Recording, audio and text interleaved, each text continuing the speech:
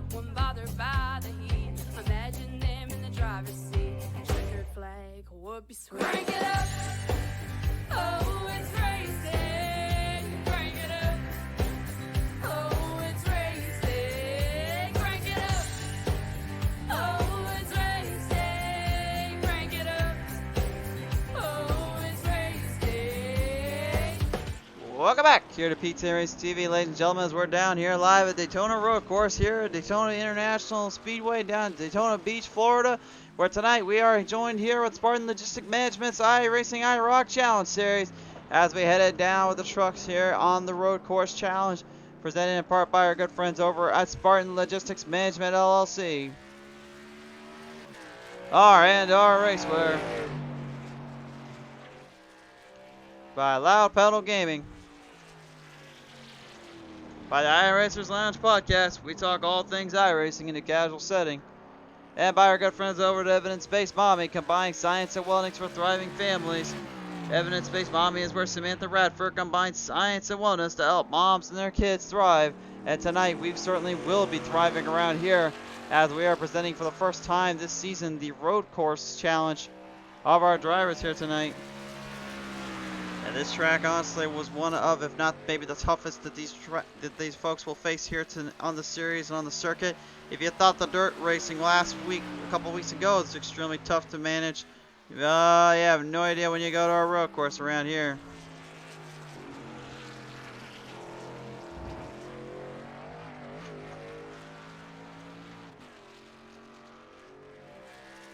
So as our field gets ready to finish up qualifying right now, currently we got Jesse King on the pole here out of the start. Kevin McCann coming up very close in the second place running. Steve Singer right now, our eye on him in the number 6 as he tries to get his lap in.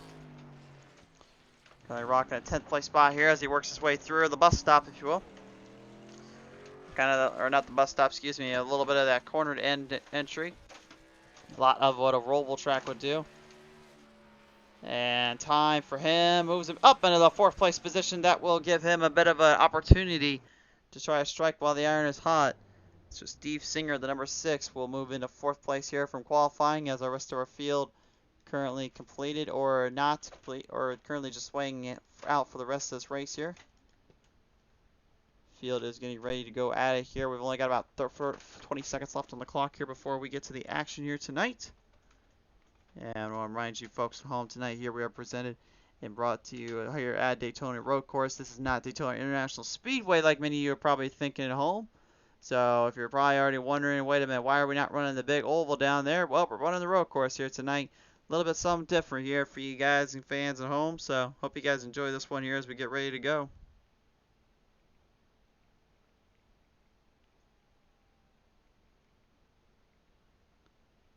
Also, if you guys could share this one on around a little bit for me. I had a little bit of a delay in that getting set up as it looks like we're getting ready to get to the grading order here tonight. Let's take a look at our poll here tonight then, shall we? Let's start him up on the gun on the start. Jesse King, the 93, will be the number 1 qualifier. He holds the position. Second will be Kevin McCann, the 33. Row number 2, it's Chris Medford, the 46 is outside. It's going to be Steve Singer in the number 6. Row number 3, we're going to see Brian McCann, the number 3 is outside. That's Neil Quick in the number 2. Row number 4, it's Brandon Medford in that number 83 truck that is outside. Joshua Funkhauser in the 81 truck. Row number 5, it's Tim Schofield in the number 12 that is outside. That'll be the number 15, Vincent Short. Row number 6, Kyle Bengraff in the 14 that is outside. It's old Eric Dawson, the 87. Row number 7, it's going to be David Tremblay in the 96 is outside. Mike Harper in the number 4. Row number 8, Doug Wysocki, 34 is outside. That's Chris Wally, the number 5. And the final star sees Aaron Smith II in the 70, rounding out your starting lineup. And again, he's back there because, well, he keeps winning around here. So we had to throw him in the back tonight. Now, not only are we going to be showing you where we're at and where we're going, but I thought it'd be a little easier for you guys to figure out where everyone's at on this grading order instead of having to go through this mess. So we're bringing back the road course map tonight. So I think it's every time we do these road course challenges, we're going to start bringing that out. So hopefully you guys find that as entertaining as we do. At least helps us figure everyone's out. I think it's the first time we've actually used a road course map with these guys. Yeah, it's been different. It's been different, in all honesty. We're so used to using it for the Fast and Fun Riley Challenge, or the IROCs they used to be known as. It's kind of creative now to see it done here with these guys. So, but nevertheless, here there's one thing we can expect from these guys, and what we expect from, of course, Monday Night Series is they have no troubles or qualms about putting on a fight, putting on a show. I expect that to be the same case here tonight as we get ready to get the field centered in and ready to rock and roll here now.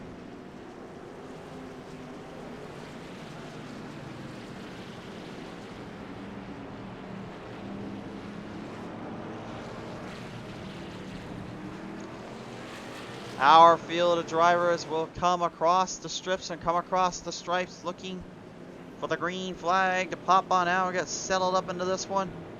This is this is going to be a hot, heated match here tonight. A lot of racing, a lot of hard battles from these guys on multiple ends and multiple fronts. There is no gimmies on the road courses. You all know that all too well. Anything can happen, and even the craziest things will happen. You just got to keep your eye on the ball and keep your eye on the target when you go through these tracks and go through these races. Brandon Medford, the 83. Maybe one of those guys to keep your eye on, but again, the 70 of Aaron Smith was winning record and his winning procedure has just been extremely tough to pertain, tough to just take down. We'll see if he can continue to do that here as we await for the green flag to pop on out. 65 laps to the distance here at the Road Course Challenge. It's go time here for the Spartan Logistics Management LLC IROC Series. Here we go. And they're going to swing it right into turn one, that sharpening turn there. Thankfully without the rain around here, that's the good news. I think that's one of the things the guy said earlier. It's like, hey, at least we don't have the rain model yet. We don't have to worry about that. Oh, just wait there, folks. I think we'll have that soon enough, and I think you're going to really be in for a treat there when that pops up. Right out of the gate here, a little trouble down there for Joshua Funkhauser. Funkhauser into the grassy plains, into the realm of the messy spinach dip there. He gets out of it, though. He's got a lot of damage on the 81 already, though. Looks like he gets some hits and bumps and bruises from some of the guys there. Steve Singer, a little too wide there in the corner, a little too off the pace. As the 83 now, Brandon Medford looks to make him pay. Up on the right side here, trying to make his way around on the right side, then move back on the left. Battling it back and forth, Stinger managing to block him in and cave him down. And now here's where these guys can really let the motor get rubbed up, get the speed in. Burning in a lot of hard runs, a lot of hard corners out of the gate. Here you see Evan McCann trying to lead in with his family members. Brian McCann there, the number 3, now coming right behind him as he's got Chris Medford right in front of him. Medford trying to get through each corner as fast as he can, get through every little spot as good as he can. And again, they won't carry all that speed just down from that corner into the back straightaway. They do have a little hill, have a kind of a little bus stop, if you will, area they have to be very precise on. The chicanes here are very tight, very restrictive, so you have to really hit every mark really well and hit each spot just right. And Jesse King seems to be doing that just fine in my opinion right now. He's got literally about a 2-second gap ahead of Kevin McCann and Medford here. Field's starting to spread apart just a little bit here as we're trying to get things a little more under control. Aaron Smith, well, if you want to talk about hard chargers, this guy literally was in 17th just about, I don't know, about a lap ago. He's already caught up to 9th place. He's the hard charger of the night, and I think he might be our hard charger of the year if he gets this one. Schofield on his left side there. You see him making a big run off there as the virtual racing machine now pulls ahead. The virtual racing school 70. Chevrolet Silverado giving some hard flicks and some hard pushes in between from the series we've seen here on the show. We saw what he did last time out of Knoxville and really just wowing and impressing the crowd there. Seems to not have been anything different here tonight.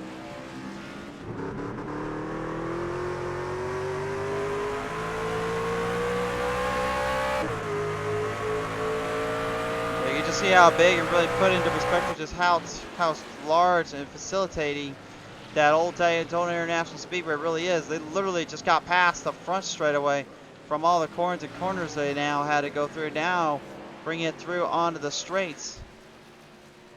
That's one of those things you just gotta love and respect about these drivers, the way that they manage to maneuver and way they manage to control their own nerves and control their own tires out there, or their own destinies.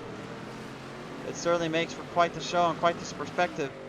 Brandon Medford about down a spot here. Aaron Smith still ahead by about 10 now. He is literally in 7th place. Just in 2 laps, he's already gained 10 on these guys.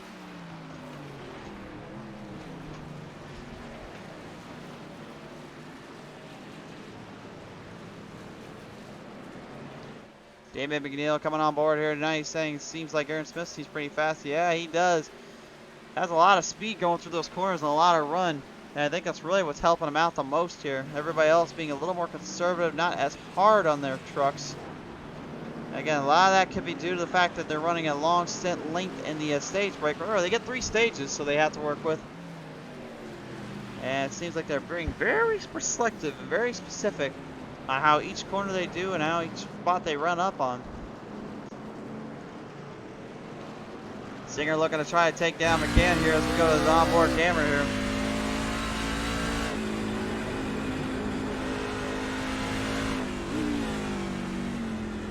You can hear that downshifting in gears. You've got to be very, very precise on that stuff as well. I found that out the hard way in the Formula V's not too long ago down at, I believe, what we're running right now in the official Subica circuit, something like that. Yeah, I'll tell you what, those cars, compared to these things, night and day. If I try to downshift wrong on these things, I'd probably end up into a hospital by the time it's all over with. That is how dangerous, how scary it is to be driving these kind of series, this kind of a run, especially when things get a little crazy. And speaking of get a little crazy, Neil Quick loses a spot up there to the bad fast Aaron Smith. Aaron Smith has now marched up 11 spots. Jesse King about 9 seconds behind him though, or ahead of him, excuse me. As the race leader, the 93, we haven't even talked about that in 93 all day long. He's just been pretty much conservative and ultra controlled. He hasn't really had any issues or any problems whatsoever. Because Right Eye just seems to know how to make every corner, every turn stick, every shot run around the best. As our Holler Boys 87 machine unfortunately struggling a little bit. That's Eric Dotson. Goes for a little tumble and a fumble and a little spin around and we go. Let's take a look at the PT Instant Replay, find out what happened here. You can see it really built up a lot of speed down that back straightaway, but watch what happens to the Ford F-150. And remember what I talked earlier about that whole shifting in gears being very precise and careful? Yeah, that's why I've said that. They got a little too hard on the throttle, a little too hard on the nose, and unfortunately, away she goes. That's a tough break there for him. Obviously not what he wanted to see happen, not anything the Holler Boys are accustomed to or are willing to really put up with. Usually they're extremely conservative, extremely hard on the runs and know how to put up a fight. Remember what they did back at Talladega a couple of weeks ago when we first started showcasing these races. Man, do they really throw on the haymakers and put up a challenge. As the IROC challenge boys right now seem to have a little bit of a thing or two going for him. Funkhauser in the 81 dealing with old Tim Schofield there in the number 12. As we go to the onboard camera here at Schofield. This track does allow for multiple passes, multiple grooves, and multiple entries and turning. It is a very unique style surface track. Not quite the level of the Roval, I would say, when it comes to fanfare and all that. But I would say this track, in all honesty, is not bad by any means. And not a bad track to watch by any go-round. I think if you got the right kind of drivers and the right kind of moments, I think it really makes for a fun show. Ryan McCann now. Well, you better be praising Hale and praising Dale because he has got some company behind him. I swear that 70 either has some kind of turbocharger down there or he just knows how to run a road course better than any of them.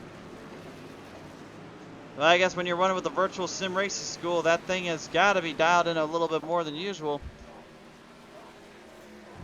More troubles down there for Chris Wally. He's still having all sorts of problems in there. He did tell me earlier today he is struggling to get the wheel working right, so there is a few dilemmas going on down there. So they're trying to get the pit crew to get that fixed up.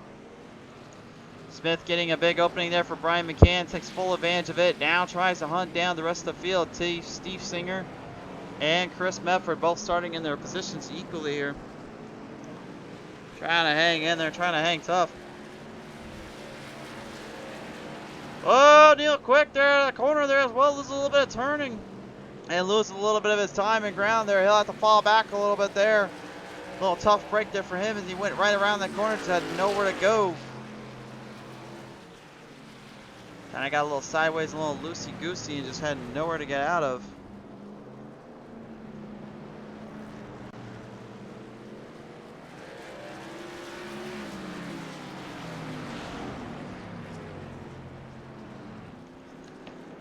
There's one thing I will say though, when these drivers, whenever we can see the Roval race come back up on the show, I will say that it seems like that's always given us some impressive races, impressive battles, but I don't think there's any denying that this track, whoa, because I was about to say about this track, Tim Schofield goes for a little spin around there. I'm not sure what happened there. We'll take a look at the PTM and some replay to find out a little bit more about this. Wally has disengaged on the track. He says the motor is just not, the truck's not going to handle it tonight, so they have decided to park it, unfortunately. Tough break there for Wally.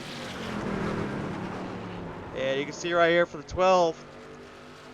Enters in that turn just a little too hard on the corner entry, and the rear end just could not grip as much as the front end was. And once that front end goes, well, I guess at that point then you start taking some cones out of here. I wonder if he's been listening to the John Thacker Association of Cone Lives Matter Hatred group. Because he seems to just be, he just literally went around that car and took the cones out like they were nothing. No respect for the cones on any track here, much less a road course. Why can't we ever find a little love for them? Onboard camera here with Steve Singer right now as he tries to keep ahead of the man right behind him there, an old Aaron Smith. If anything, I really am curious to see if Jesse King and Aaron Smith, when they go at it, who will be the better of the two. Both seem to be very equal in their positioning and equal in their driving style. Because right now King is about 8 seconds ahead here of Singer and about 8 seconds ahead of Smith here. And he's actually not losing too much out of it, if at all.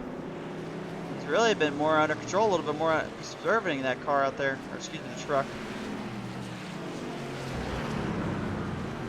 Over 17 drivers came in with us here tonight here. Currently rocking a solid 16 driver field now, as we've unfortunately lost Chris Wally. Joshua Funkenhauser right now, rocking the old Toyota Tundra tonight. Putting up a little bit of speed trying to get there with Neo Quick in the number 2. Despite the damage there on the 81, again with the damage being kind of less an issue. Really more about just making sure that you still got some tires underneath and the truck is still in one piece. That's really what saves or makes or breaks your race here, especially on a road course. And they seem to know that all too well here. Brandon Medford here now up into the 7th place spot. David Tremblay right behind him here, I should say. The 96 Tremblay having a bit of a career renaissance here tonight as he's up 5 spots here on the show. Starting out pretty strong here, doing a pretty good job keeping up with the pace, keeping up with the momentum. My ultimate question is though, can he keep it going? You really keep some build up around here. You can see the tires dipping down almost like a dragster would, and then lifting up as they go into the corners. That means what they're doing is those brakes are getting revved up and they're getting redlined so hard out there. And again, a lot of that is to get the truck to settle down and take a set. Otherwise, you end up looking like that here. That's Douglas Wysocki there in the 34. Take a look at the PTM and some replay and see what happened to our friend here. Wysocki, last time out, I believe, on Knoxville, he actually put up quite a fight there, put up a show. Tonight, not so much, unfortunately. Seems like he's having a little bit of trouble out there. Got right out in the corner of the bus stop on the back stretch, and old Wysocki just nowhere to go. That's a darn shame there for him, unfortunately. A little bit of a problem to be had here. Hopefully he'll get that fixed up and recouped. As we continue on with our road course map showing you where everybody is. Another one of our holler boys here, the Vincent Short, number 15. The Chevrolet Silverado. Trying to build up some speed, trying to build up some run here. And actually just think about the holler boys for a minute. I actually got to see some of their schemes they've got coming out here very soon with.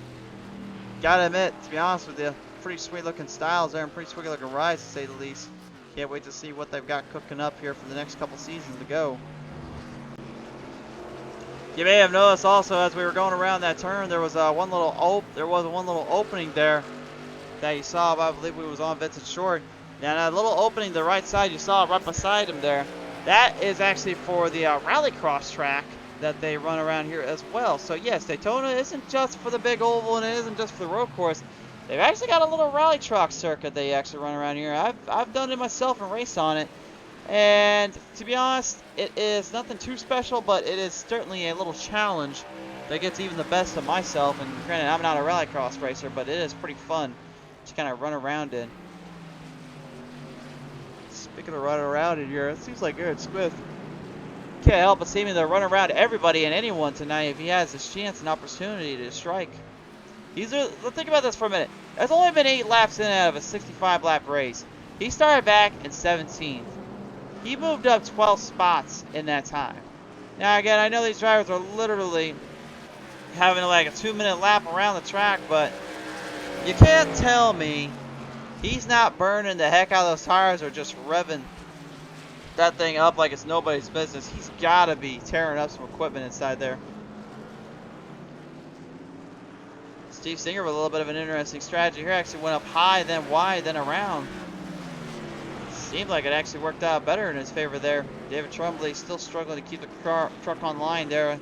Having some problems, but he seems to be okay.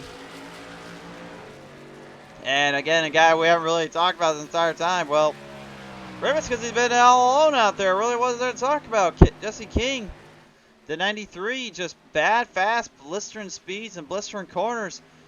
I mean, he has yet to really have been challenged. Kevin McCann here, the 33. The only other guy that's trying to count up to him, trying to give him a little bit of a fight here.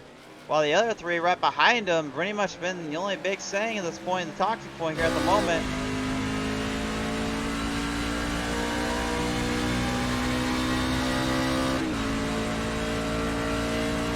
You gotta wonder too, the fact that they're going around these strips of road, these corners and entries, just how hard. You gotta think that maybe a little bit of that turning in and out will really do to yourself and the steering offset.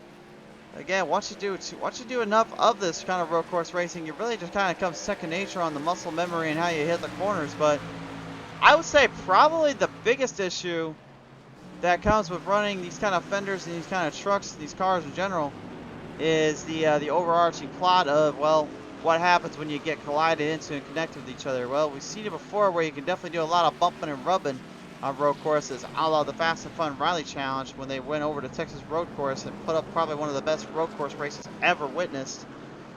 But I would say probably the biggest thing here is that you're also having to fight off the aerodynamics of a truck or a car that wasn't really built for that. Now, we have not seen, to be honest with you, we have not seen the next gen Cup cars on a road course yet.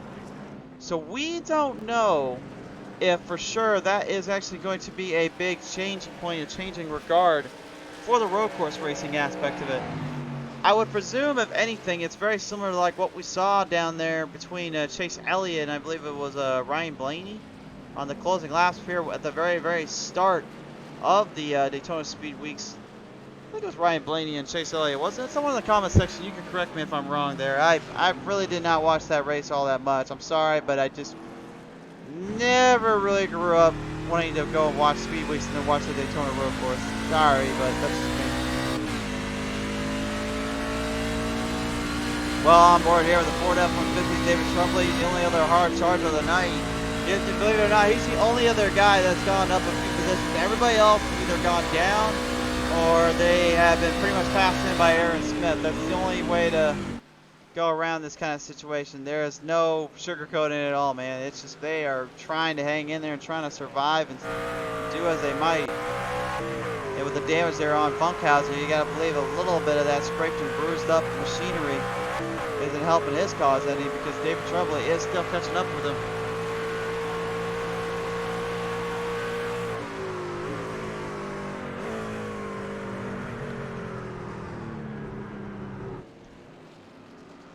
Through the entries of the corners and through the turns to the final stretch of the road for the front straightaway here at the sea of our tri-oval of the old Daytona International Speedway.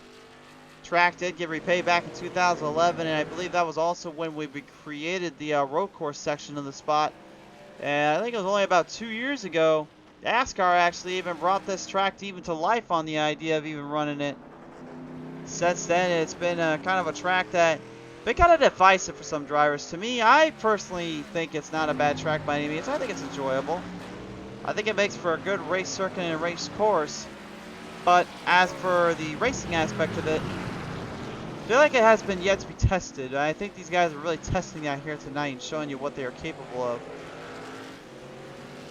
I think for some it really is better for others, and others maybe not so much. But I mean, at the moment here, I gotta believe these guys are just a little bit more situated out, a little more focused on just kind of making their corners, making their runs, not so worry about trying to build up so much speed to fight it out with. Remember, that comes really later in the race. This being only lap 10 of a 65 lap race ordeal, I would say probably about lap 30 is when we're going to see that caution pop out for the stage break. I did not get the race info for that here tonight, folks, just a heads up. Although I am trying to get in touch with our producers right now to see if we can get something on that. Mike Harper, the number 4 here. Little problems down there for the 4 machine. We'll see what happened to him here. Take a look at the PTM Instant Replay and take a look at this one.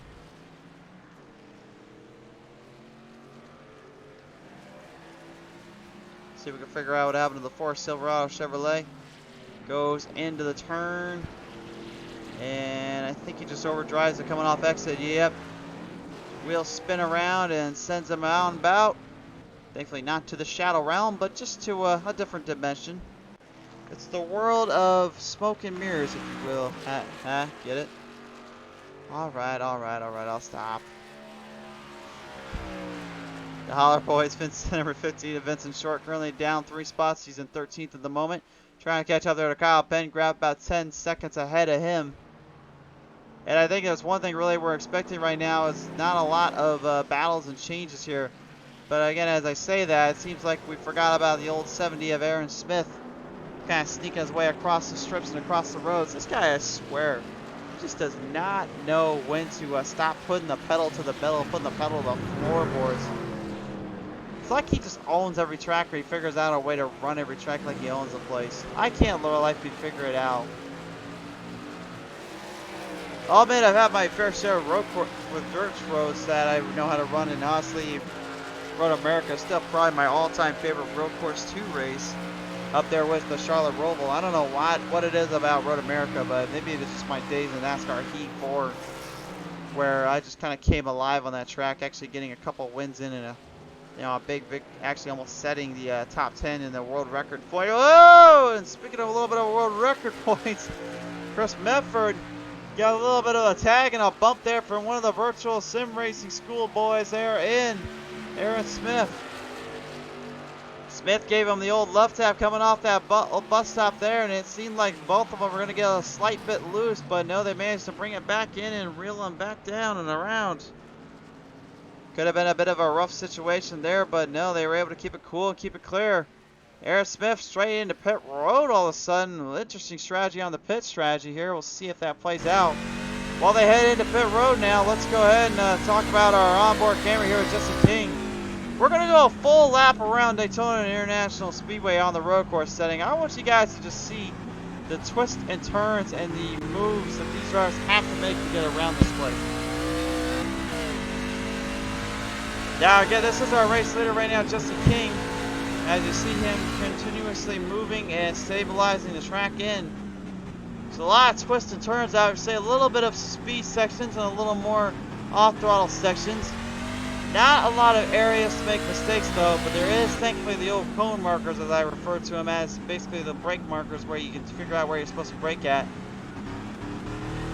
Those are still there, and those are definitely a big help. And then of course you can never forget the big long oval section on the back straightaway. This is where King seems to be really building up so much of his speed from.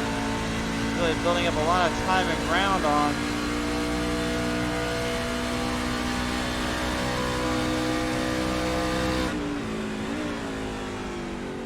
And then he enters into this kind of a mix of the bus stop, if you will, from the Charlotte Roval to a few of the other tracks out there. Really, that little spot right there is designed to test even the best of drivers and really gets the better of some of them. But you can just hear the rev limiter just revving up the motor, really kidding into speed. As a driver down from Texas, rocking a serious speed, rocking some serious time and ground around here at Old Daytona Road Course. As you bring it across that front straightaway there, you can see the nice little checkered flag area. That is where you want to hit up at the very end of this all. Kevin McCann actually heading into pit road, so Jesse King is the only one that has stayed down so far out of the top spots here. For those at home wondering as well, here later next week we will be back with these drivers. We'll not have any more off weeks. Next week it's down to Las Vegas Motor Speedway, and you know, I don't think I need to give any more of an introduction to that track than what you probably already know. But for those at home that don't know, Las Vegas Motor Speedway, probably one of my all-time favorite tracks to broadcast for, because it seems like every time we go down there, I can always count on that one moment, that one opportunity for these drivers to just literally send it in and just pull off one of the most impressive displays of racing we see on our shows. We've had it multiple fronts, multiple series, multiple leagues for that matter, so you can't say it's just one over the other. It is, or the drivers are a certain way. No. It is literally everybody can run that track and really put on a show and put on a fight. So I have a feeling when we get down there next time on out, I think we're to expect a tremendous battle there from the Spartan Logistic Management LLC IROC boys. Brandon Medford right now moving up 4 spots. Finally some drivers moving up a few positions here, trying to fight it out. Sprint strategy really becoming a factor here. Medford having to deal with old David Trumbley right behind him though. Trumbley not giving him any breathing room or no chances to give up on it.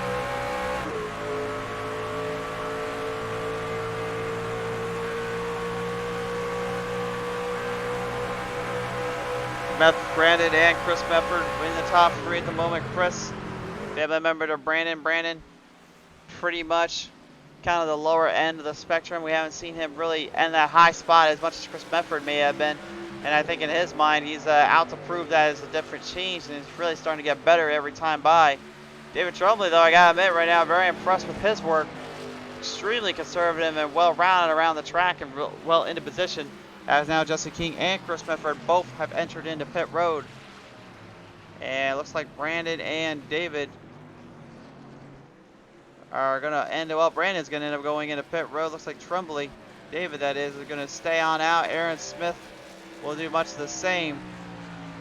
And they're building up a lot of speed to get up to our race leaders here. It looks like Aaron Smith is going to have this wish here and have a little fight up here. Drivers trying to get out of pit road quickly before they pass him in. Here comes Trumbley building up a lot of speed. They're going to come out of pit road. He virtually even together. And King gets the advantage ahead of Trumbley and Smith, so he'll take back the race lead and continue on. Trumbley up 11, Smith up 14. And remember, when we get to that halfway point, then it's only a couple more laps to get in stage 2, and then you might as well say stage 3. It's just a shootout and a war when they get to town. And speaking of war out there and troubles down there for the 14, Kyle Pengraff loses on the final strip of the turns, the same place we saw, well, it was Blaney and Chase Elliott in the NASCAR season starter of Daytona Speedweeks get into it and crash, giving Kyle Busch the win. Let's find out though what happened to Pengraff with a P2 instant replay. We'll see what happened this one. Oh, you can see the brakes just locked up tremendously there. He had nowhere to go and nowhere to stop. And ends up unfortunately paying the price for it. His speed definitely reduced down, and his corners are going to definitely have to be tested a little bit more here as we progress. On the show now, we're showing you the best time here from all our drivers and how they have fared at Daytona Road Course International Speedway.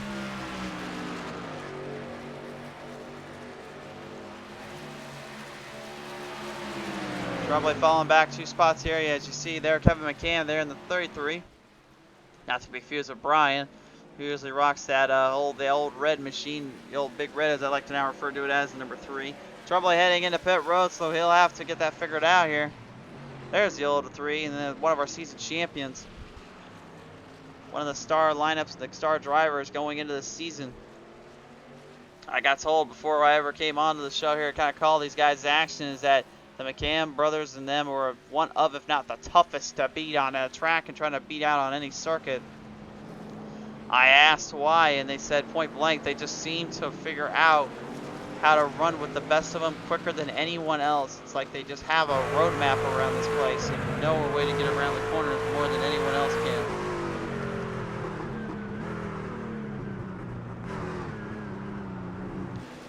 Certainly I can agree there, considering the way they've been handling this track and handling the nerves.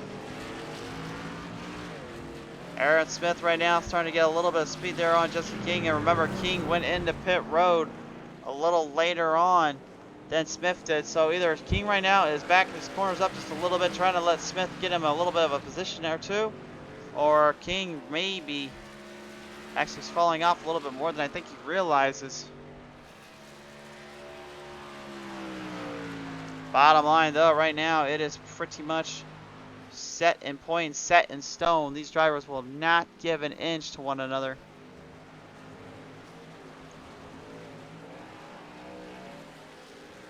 Kevin McCann starting to build up a little bit of speed, trying to build something back up, trying to show that Brian's not the only one that's got a lot of kick and momentum in this thing.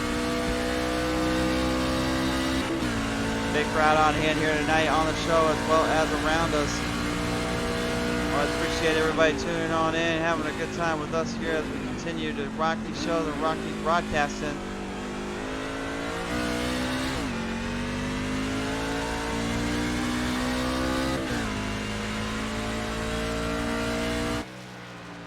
Feeling it back in, a little problems down there. Mike Harper, once again, the number 4.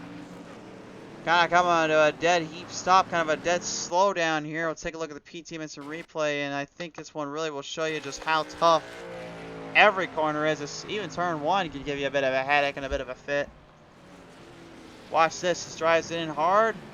Brake's still not doing. Are we sure we're not got any rain down there still from the... I know Daytona is well known for a little rain every now and then, but are we sure we don't have any rain down there? That track seriously seems like it is slicked up so bad. Some of these guys are having troubles getting a handle of the track.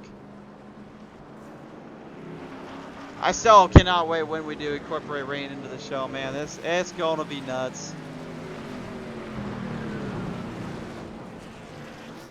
Jesse King is still your race leader, and you know, he's still holding on by about 2nd and 8th here of Aaron Smith.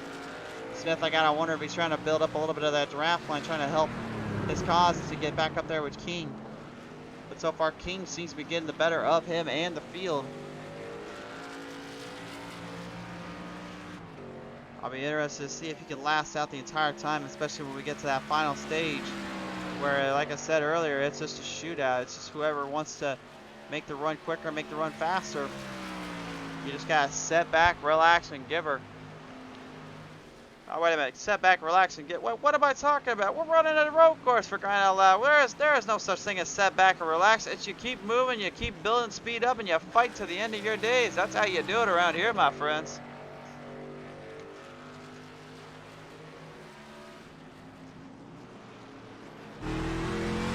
Back on the onboard camera here with Smith, as you can see, right what I was talking about earlier about that drafting mechanism there. He's actually starting to make it work a little bit more than King is.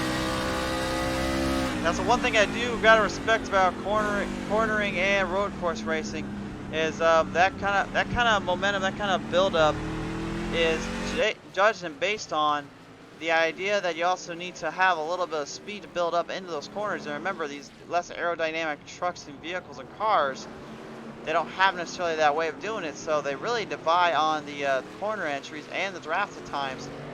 We've seen though before, whereas you have that big wing in the back, a la the Riley Challenge, and then it's not so much the difference anymore. It's not so much that situation. I think we might need a PTM Instant Replay glued onto the replay model. I think it might be time to create a button down there, boys.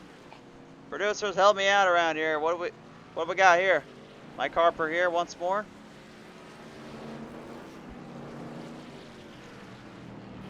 Comes out of the track there and looks like just another hard enter, and I think he's a third driver, unfortunately, tonight that has suffered from that exit there. been given them more and more headaches by the minute, it appears, and it seems like they just can't get around that track end.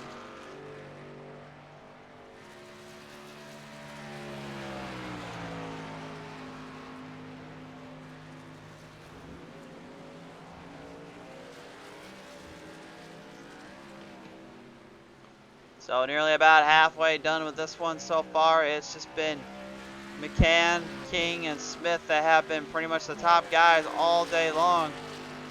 Actually, actually a little bit of problems down there. And here's Harper having a little troubles. Wysocki is doing the same. It's going to be interesting to see which one will be able to take full advantage and take full ammunition of this track.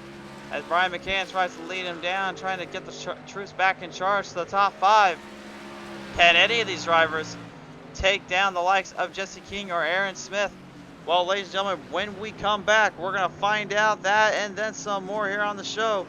Do not tune out anywhere, folks. We're not done here at Daytona Road Course yet. Stay tuned. We've got more action lined up for you.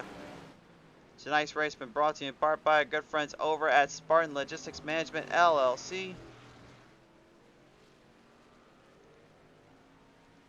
By our good friends over at R&R Racewear. By Loud Pedal Gaming. By iRacers Lounge Podcast. We talk all things iRacing in a casual setting. And by Evidence-Based Mommy. Combining science and wellness for thriving families. Evidence-Based Mommy is where Samantha Radford combines science and wellness to help moms and their kids thrive. Back to the action though right now here as we get back to the field here.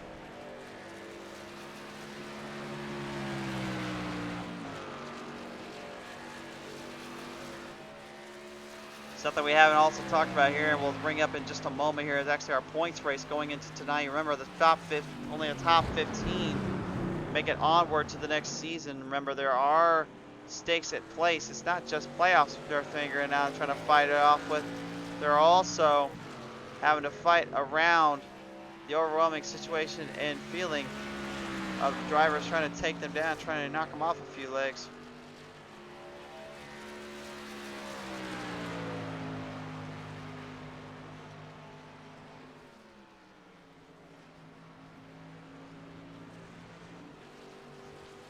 Brian McCann, one of the guys we've talked about time and time again, one of the season champion last season, really putting up a tremendous and dominating performance throughout his series and throughout his events as he makes his way around Kyle Pengraff there in the number 14. That is Kevin McCann, his family member. Gets to give us a nice little opportunity here to take a look at our points race going into tonight here. This was after the last race last time out. So Aaron Smith, as you could probably guess, he's pretty much locked it up on the top spot, barring any errors or issues there. But remember, he still has to finish out every race, still has to finish out every spot. And he also, I believe now, has to start in the back every time they start on these races because see how many times he's won. But let's take a look at the top 15 here. This is where things get really interesting. You took a look at top 10. Chris Wally, he's already had to interject and leave here tonight due to mechanical failures and issues with the truck. But look, take a look at this. Funkhauser, Schofield, near the end of that, near the top spot, while Douglas Wysocki and Cook Quick kind of in a little bit of a heated battle, a little bit of a heated position to stay away from that bottom of the bubble. While the rest of the guys pretty much either trying to hang in there or just trying to situate out for the long term. Either way, there's a lot, it's taken a lot that goes down time and time on the track, and that's one thing I really don't feel like gets enough credit here, gets enough an answer from. That's Steve Singer losing a lot of ground there. It looks like Brian McCann making his way around him on the inside there, or on the right side, I should say. Here's what happened here. You can see McCann, he was building up a lot of speed. Singer doing a tremendous job keeping his corners, and until he went into that corner, he lost all of it in there, and then McCann just pretty much sent it straight at him and just said, see ya. He must have opened up his racing Bible to Excel Chronicles verse verses 19. The T300 RS I want so dearly, but it's overpriced right now. Trusting the power of speed, and maybe Black Friday can give me one at a lower efficient price. Well, right now, currently, McCann doesn't seem to need to be worried about any of that here. He is currently just moving his way through the field and giving himself all it's worth. Whoa, as I say that, there's a little bit of trouble down there for one of our drivers. Looks like that was Vincent Short, the 15.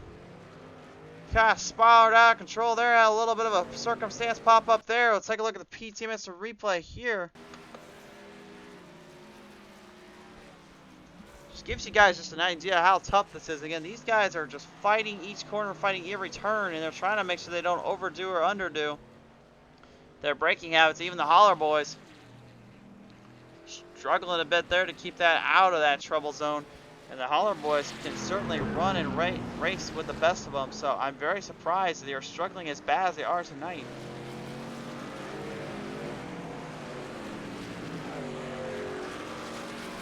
Yield quick down 4 spots. Started back in 6th place earlier on. Currently trying to get back up there with Brandon Medford, who's about 17 seconds ahead. And speaking of Brandon Medford, he's having problems as well. He is slowed down tremendously going from the corners. He ends up in the grassy green plateau. That's a no-go, sir. That's not where you want to end up being, my friend. Once you get stuck in there, it's like trying to get out of a maze. Just forget it. It doesn't work that way.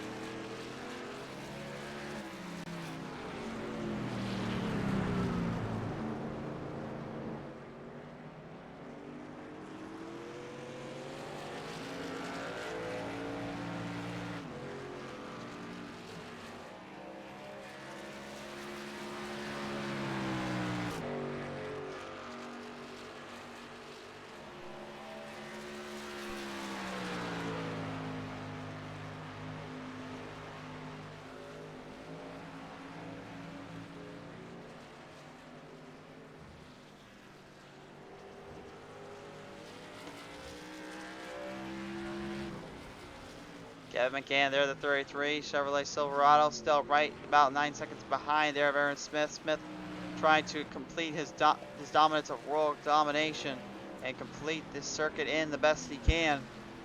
And again, right now, these drivers pretty much having to be very, very picky on how much they run and how hard they get up with the speeds. And right now, I'm kind of surprised that Aaron Smith is losing as much speed as he is. Jesse King seems to really be taking full advantage of it and understanding surroundings.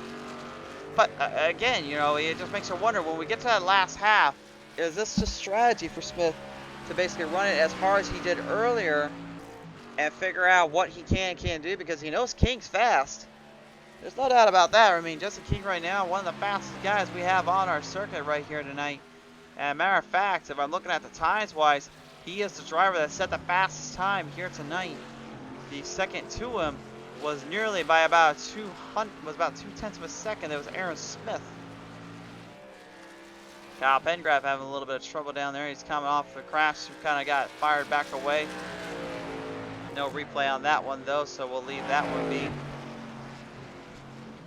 Steve Singer trying to come back from that little spinner mishap he had a little while ago, giving Brian McCann a little bit of an opening to pass him on by. Neil Quick starting to catch right up there with him though.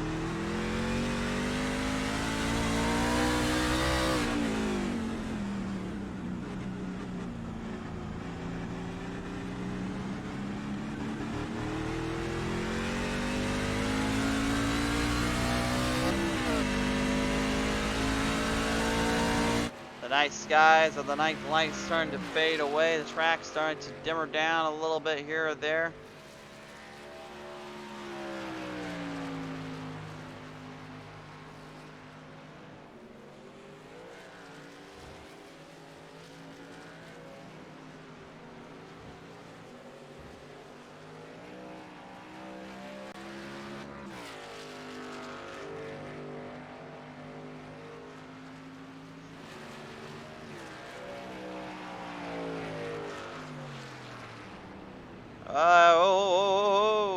I was about to talk about Brian McCann there and how far those brake rotors were working. I think he just gave you guys a little bit more of an impression of how hard he really was working the brake rotors. That puff of smoke was literally the tires shredding on the asphalt plains of the Daytona road course section of the track. He was having to literally slow that thing down fast and quickly, otherwise it was going to go for a wreck and a ride. Yeah, well, I'll tell you one thing though, the fact that he's a former season champion, really just showing the fact that he's still in that 8-spot top 10 running with some of the toughest guys to beat out there time and time again. I really just got to believe the road course is just not quite what he was hoping for or what he was after here. Aaron Smith going into pit road and gives Jesse King and Kevin McCann a lot more leeway and more opening here. So Smith's strategy seems to be really paying closer attention to each lap, each corner, each turn. Again, remember, they're not really worried about caution laps. The cautions really only follow on those stage breaks, unless we have like a major pileup ensue, I believe is what the rule of thumb is there.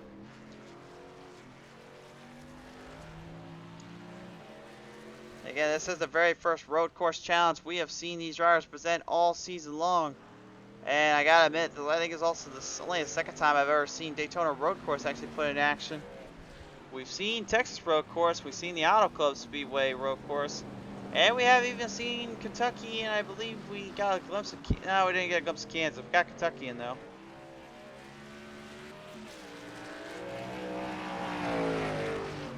And I'll say though, yeah, after studying kind of all the road courses we've had on our circuits and on our tracks, I gotta believe we got a little bit more of an understanding how these things work. I just need to start studying how these turns work and how which turn is which, because even I admit I get so confused even by looking at my map here. I got on the screen on the right side there, you can see I still for the life of me get so confused which area is which.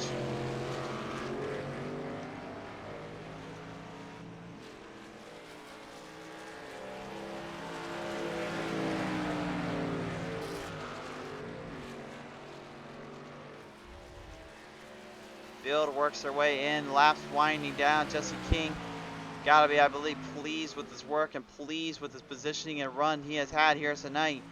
Feels like he's kind of owed one and feels like he probably deserves one after all the struggles and torture he's been dealing with time and time again on the track. On board here, David Tremblay once again here in Tremblay, trying to make the field tremble at its feet and tremble along.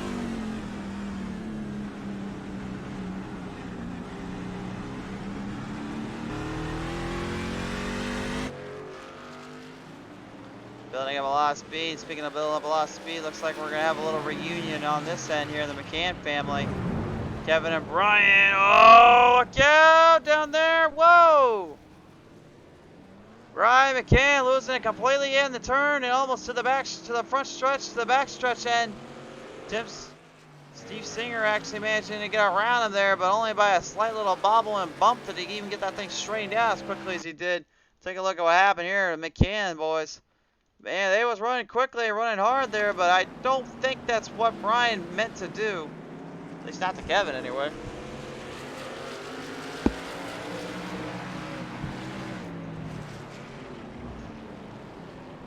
David saying ouch in the chat. Yeah, ouch is right when you get hit like that. Feels like a demolition derby out there is being put on you at that point. It does not feel good.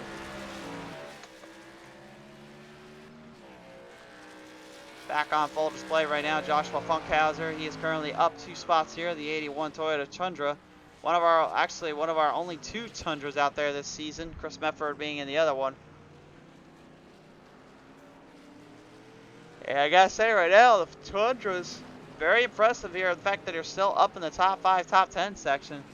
Again, pit strategy has been the key factor and been playing into it, but that doesn't necessarily mean you still don't know what you have to work with, what you have to deal with on that spots and on these runs. Mefford, you can see him and his ability to run this track down. He is currently being extremely well-rounded and conservative in each corner and each turn.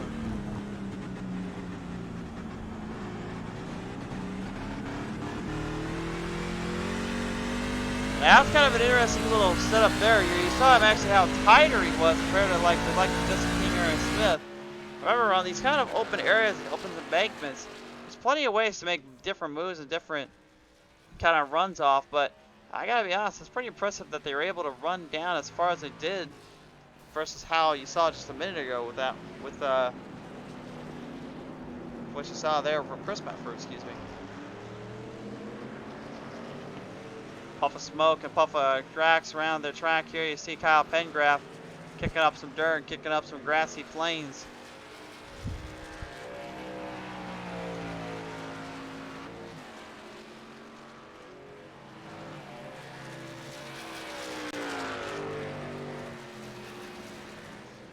Damon McNeil saying track seems real tough tonight. Yeah, these Daytona road course, man. This is not an easy track to get down, but at the same time, it's not an impossible track.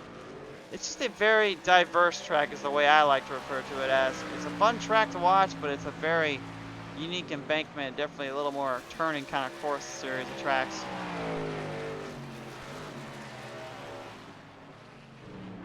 Brian McCann now starting to get his speed back underneath him, starting to catch back up there with Steve Singer. Remember, Steve Singer made the pass around him when they were going into the turn one of the oval stop part of Daytona International Speedway.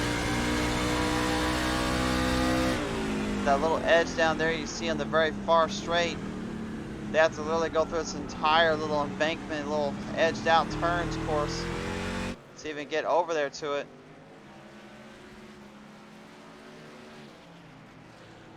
Really makes for a little bit of a hard spot, a little hard round to get about through.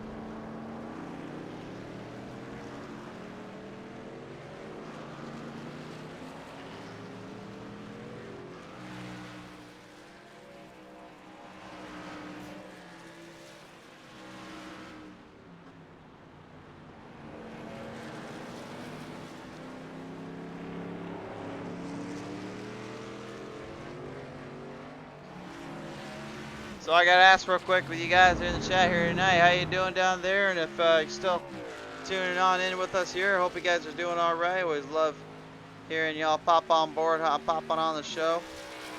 You know, it's been a kind of a wild time here in our life here, so.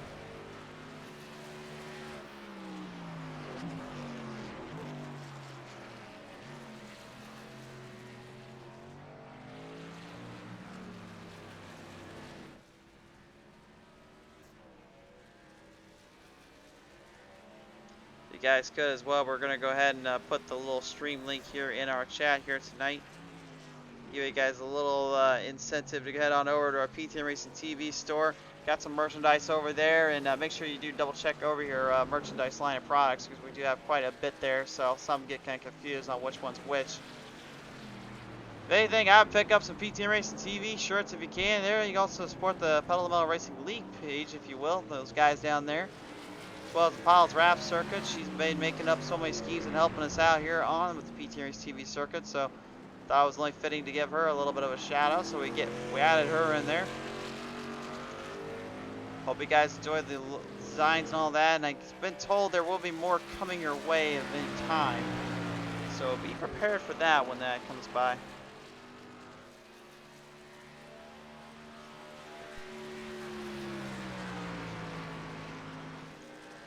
Tim Schofield way off the pace here. Neil Quick gonna make a pass on by there. Looks like he might have lost a lot of speed going in from the embankment turn there, as I refer to it now.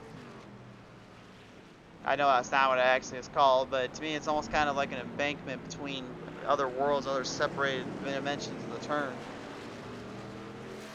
As it goes completely night around the track here tonight. Right now, 20 seconds behind is Aaron Smith for Jesse King. And you can see Aaron Smith, he's already trying to burn this thing into the ground and get up here quickly around for King, because he knows laps are winding down in the stage. And I think he's going to have enough time to take this one over. Oh, King's not done yet, though. He's going to try to hurry out there quickly. But Smith, for the first time tonight, finally gets his run and gets it to work out beautifully. The 70 is now your new leader. And for the first time tonight, we have seen a driver from the extreme outskirts of the outhouse move his way up into the landscape of the White House. The 93 of Jesse King, for the first time, will have to try to play catch up, and this is going to be interesting to see his strategy there and how he'll handle the nerves. Time is running out. Stage is coming up close. Chris Medford, the number 46 Toyota Tundra, trying to hold down the field, trying to hold these guys off, as David Tremblay in the Ford F-150 96 continues to lay in the momentum and lay in the power. Him and Joshua Funkhauser, who actually Funkhauser right now is into pit road, are your number 2 guys right now when it comes to positions.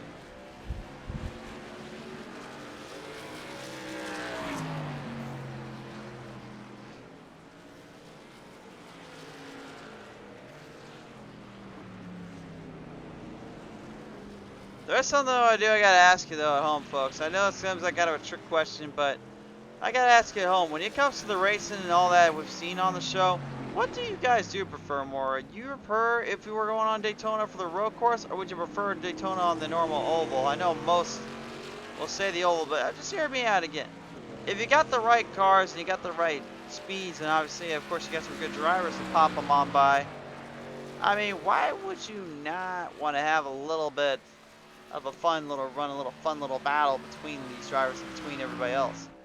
I mean, to me, the road course is honestly just a bit underrated in some regards. It's not a horrible track by any means. It's actually a very fun track to watch. It's just I think the trucks and the Xfinity and the Cup cars don't necessarily mesh and blend in as well as some people realize. I think the Cup cars do a pretty good job, but again, they're running a very long distance format here, so it's very hard to get extremely aggressive and extremely hard on each other to make passes and keep up with the pace. So, but that really just all shows you just what it'll do when they get to that final stage. That's when really you'll see these gloves taking off, really take everything into full account. And remember too, Jesse King and Kevin McCann, if they finish where they are right now, we already know Aaron Smith has to go to the outhouse, so it doesn't really matter where he finishes, but King and McCann both must go to the back here if they finish in the top 3, because they will get points for that, but then they have to enter into the back end of the spectrum.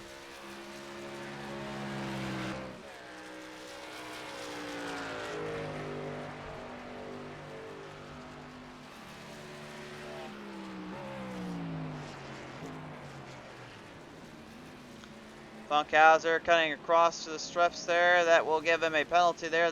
The officials are already telling me he is going to have a 5-second penalty for that. He's going to have to slow down a bit. You cut that course, you gotta slow him down, bud. He slows down. He has served his penalty, so now he can get back on the throttle. You know, quick.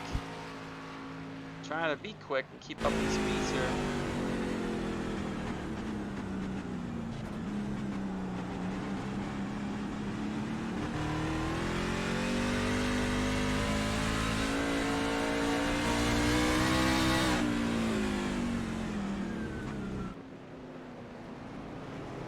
Pitch black out here, just a night skies. That is one thing though that is very beautiful about this track here, is once you get that night sky out and the stars align, everything kind of pops up.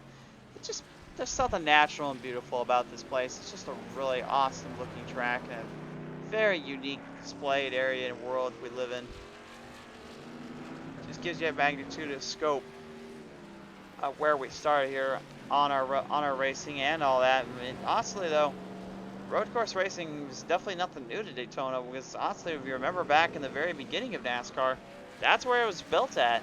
It was built on the Daytona road courses and on the road track down there on the beach. Yeah, for those at home that are just now tuning in for the first time or don't know, when Daytona was first created, it was actually the Daytona road course that was ran on the beach. This was before they actually let folks race on it and do everything else. They actually were just doing speed tests and speed trials to try to get the fastest times, fastest grips and all that, and to build more runs down. And then they moved them over to Salty Plains in Utah. Or Salty Flats is what they call it, I think. Yeah.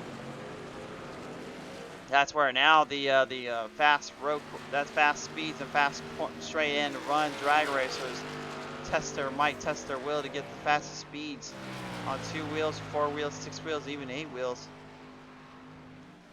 Some risking life and death in the process, but before all that was even created, they actually did it back on Daytona road course, if you can believe it or not. That was where the fastest speeds in the world were created and started at. Obviously now though that times have changed, so a lot of folks are wondering, asking why did it change? Well, you got to remember, when they were running on that track, it was kind of a danger and kind of a risk to even go around that place, and it was also, you know, just begging for a lot of issues or something to happen, considering it's basically kind of like almost a motocross style escapade when you're going into turn 1 and 2 versus turn 3 and 4, where you're coming from asphalt into the sand. Once again, it really tests some of the mights of the drivers. So they moved. Really, the reason why they created Daytona International Speedway, if you're wondering about that, is because it was basically designed to help bolster and build, the fastest and the baddest track in the world. And when Bill France basically created that in his mind, that was what he wanted to do. That's what he wanted to shape it up to be. And I don't think many years later, I don't think he's ever thought or really looked back on just how big and how tremendous 50 years of NASCAR has become and what it was fully created upon. It's just an overwhelming sight and an overwhelming world we live in, and it's just hard to believe, to say the least. But again, that was when the oval was configured in. The road course, I believe the road course wasn't even really conceptualized or even figured out until like mid-2000s. And then it was back in about 2010, 2012, I believe, is when they started to really put the track map down. They started to lay out the figures. That was when everything kind of got into circumstances. Everything got put into from a little dream or an idea into reality. And in my opinion, like I said, if anything, this track does warrant for a little bit of an issue seeker to fix up that a lot of folks at home and even around the world have agreed to, is that Daytona is kind of bad with the weather. So what do you do when you got that kind of bad weather? Well, you need a track. If you can race on it, well, you've got what rain tires, might as well use something with it. Well, how about build a road course? So you not only have that big oval, but of course you got the road course to battle in with, as our stage caution now does finally come on out. Aaron Smith pretty much all but securing this one and just dominating throughout the end of this peak here. We'll see if he can continue on. His hot streak can continue on with the speed here and the pace. Race fans, when we come back, more action to be had and more battles to be done. Will any of these drivers be able to handle the nerves and handle the situations and take down Aaron Smith? You find out with us and then some and more when we come back after these quick commercial messages. Ladies and gentlemen, tonight's race will be brought to you in part by good friends over at Spartan Logistic Management LLC, by R&R Racewear, by Loud Pedal Gaming,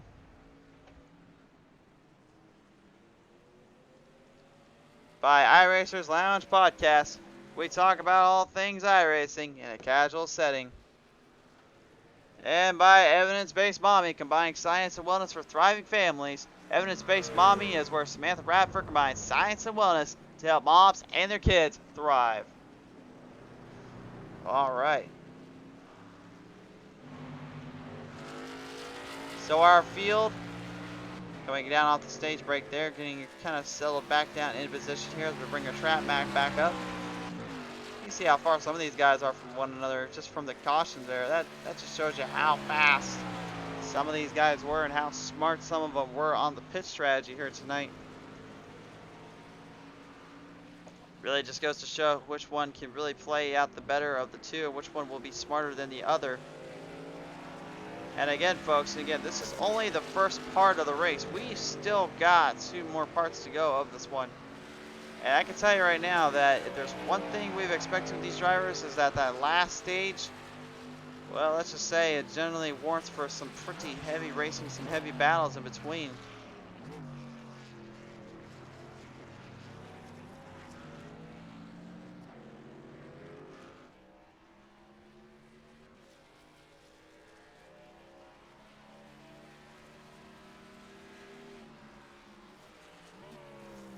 McCann boys definitely been in this game, in this strategy all the time, all the season long, if you will.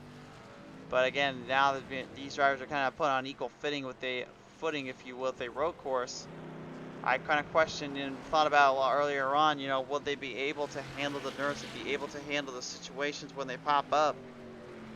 Because again, this is one of those tracks that really warrants for a decisive battle, a decisive run or two.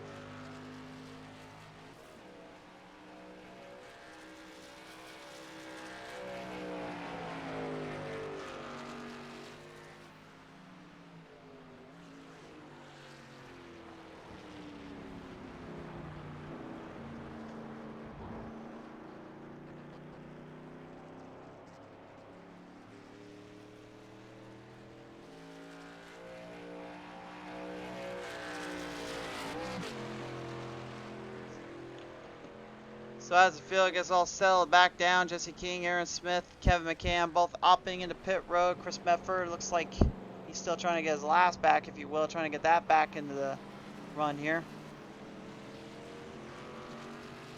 It's going to take a little bit of time here. That's why we're kind of being a little silent on our end here as well. We're trying to let these guys take a break, and we're trying to catch our breath as well here, if you will.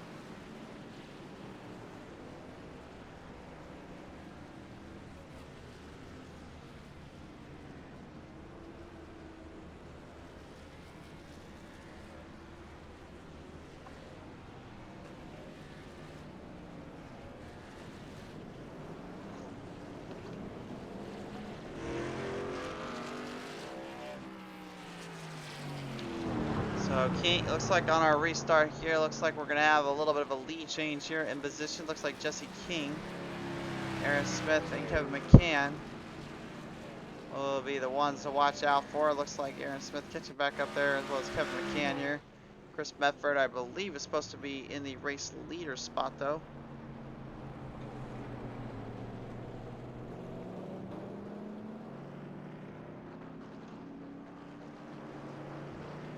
Gonna be interesting to see if he can manage the nerves and manage the positions in as well as he has been doing as of late here.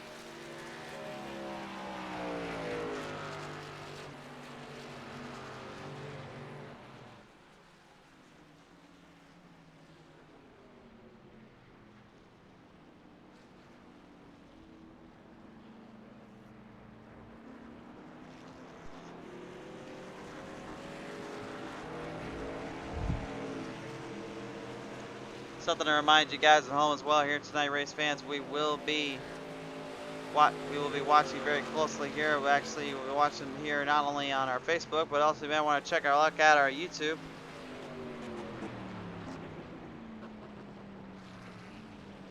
We'll have our YouTube end up here right after this race here tonight, so be sure to keep an eye out for that. Keep an eye out for all our latest product line information here.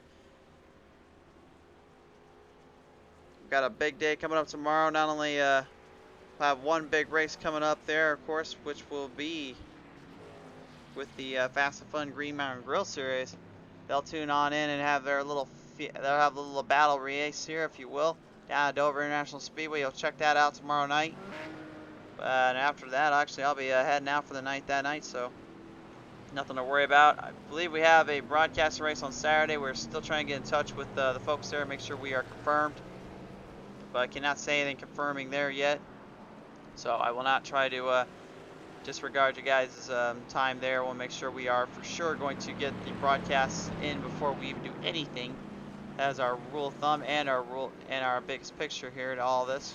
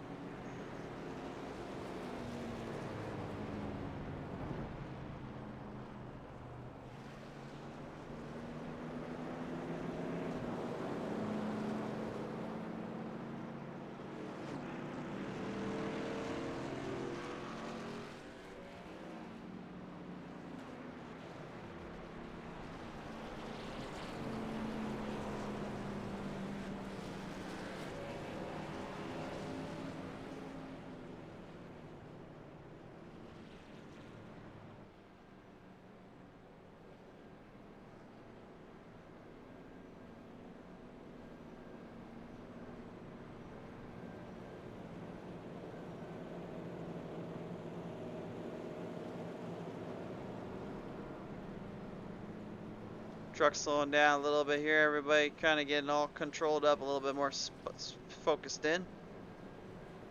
As our field gets ready to track back, put it back on the attack, and get ready to fire this one on down.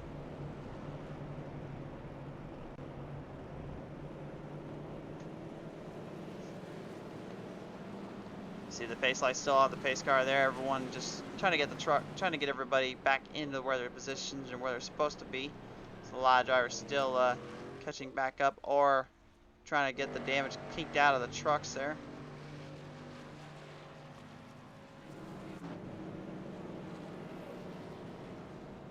I think we'll go one more time around and then we'll be back to the green flag there. As the lights are still on the pace car here, so it gives us a little bit of time to catch our breath still, if we can say that.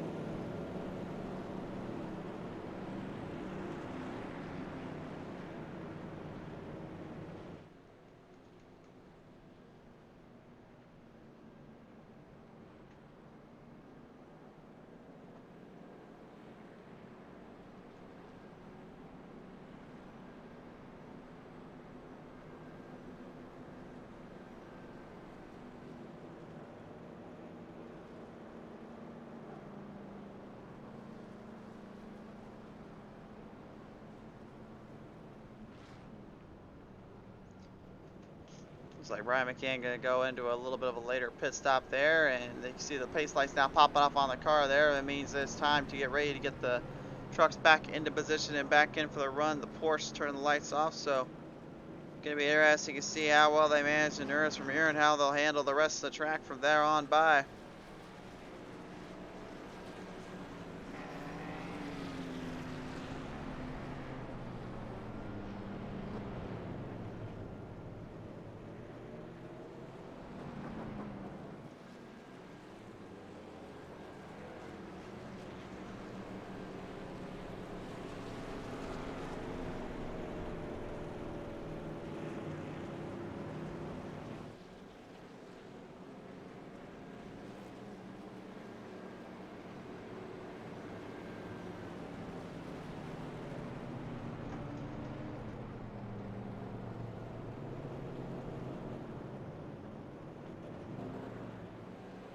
So as the field gets ready to bounce back after that last caution there, the stage break finally coming to an end.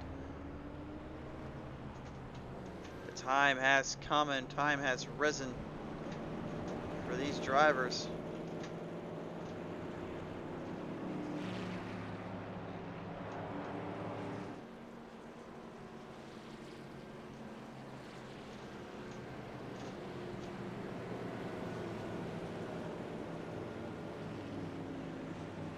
Chris Medford, David Tremblay, Brandon Medford will be your top three leading into this one here, folks, as we get ready to hit back up to the speeds and kick the trucks back in full gear. Bit of a long stint on that break there, bit of a long running there to say the least, but now the field is ready to pull them back ahead and ready to pull them back to the fight here.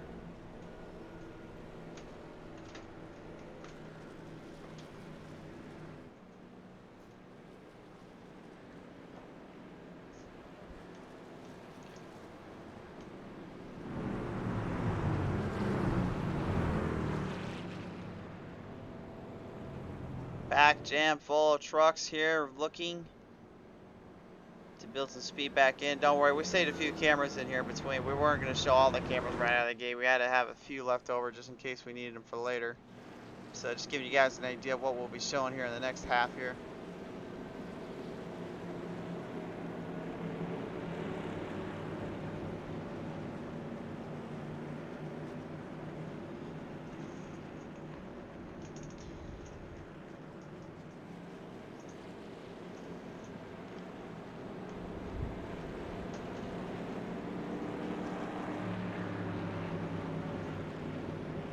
Time-wise right now, we're looking at about an hour and 15 minutes on the clock for the race, and it is right now our stream-wise about an hour and a half already.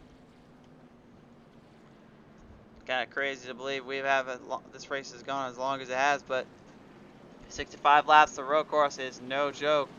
Test even the best of drivers and their might as we finally bring it back to the green flag here. Halfway point just about to be reached here as Medford will lead the field in. David Tremblay and Brandon Medford follow from behind. Neil Quick trying to get up there with him, and Mike Harper going right into the infield already. Going to go into the pit road area, trying to stay out of the way of the drivers is the only thing I can think of here.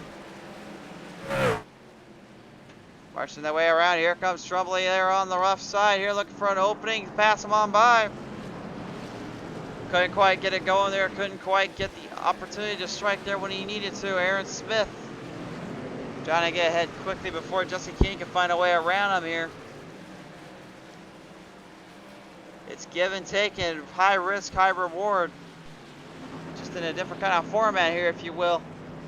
12 now looking to try desperately staying out of trouble, but Schofield knows that Smith will do everything he can to make his way past him. For Smith, it's all about just being on top. It's all about continuing his points race dominance. He certainly has done that and then some here, but again, just makes you wonder how much those nerves kick in when you got someone like Smith right behind you there.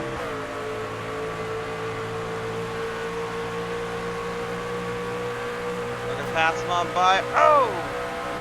A little love tap there for Schofield, having to try to stay out of the mess there and try to stay out of the troubleshooting spot.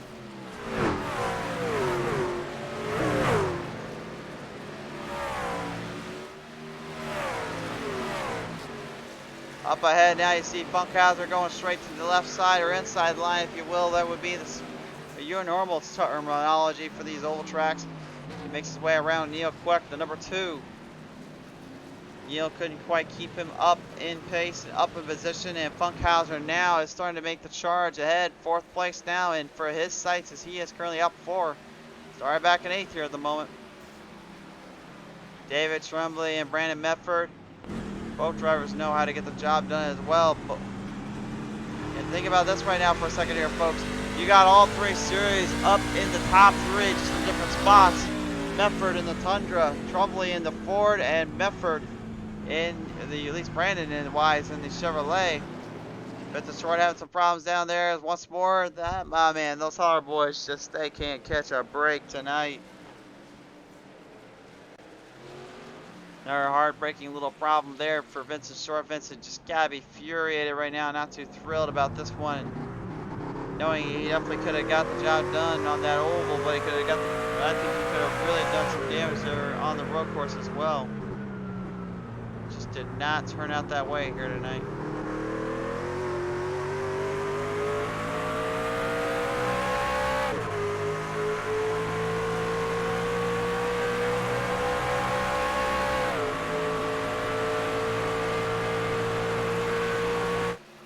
Backing their way down across the fields, across the strips here. Neil Quick about a second and a half ahead there of the number 3 of Brian McCann. And you see, of course, well, popping up on his left side there. Well, it's an old ally, an old rival of his, old Aaron Smith II. He just does not seem to know when to stop.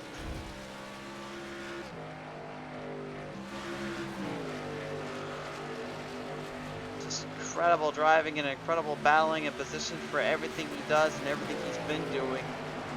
It seems like he just does not know how to hold back or really hold off that line. McCann now, ooh, slamming the brakes down, trying to get that thing to take a set, trying to stop in. Whoa! Steve Singer got a little piece of him coming off that corner into the inside run.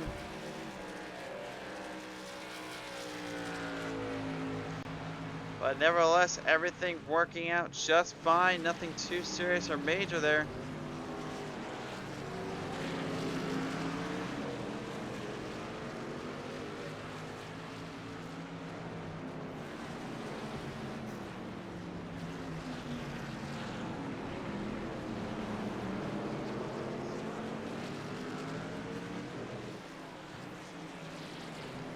Medford and Tremblay now having to battle it out here. The second place spot. Oh no, Brandon Medford though.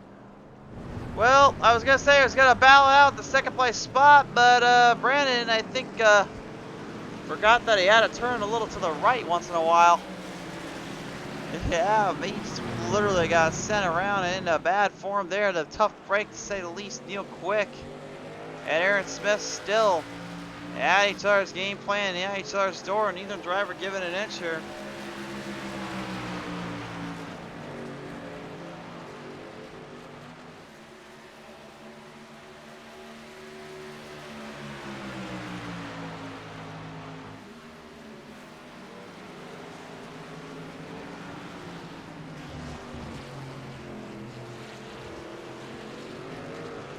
Aaron Smith ahead of Quick now, trying to hunt down Funkhauser. Funkhauser, the next up on the list in the menu, if you will. Try to beat out.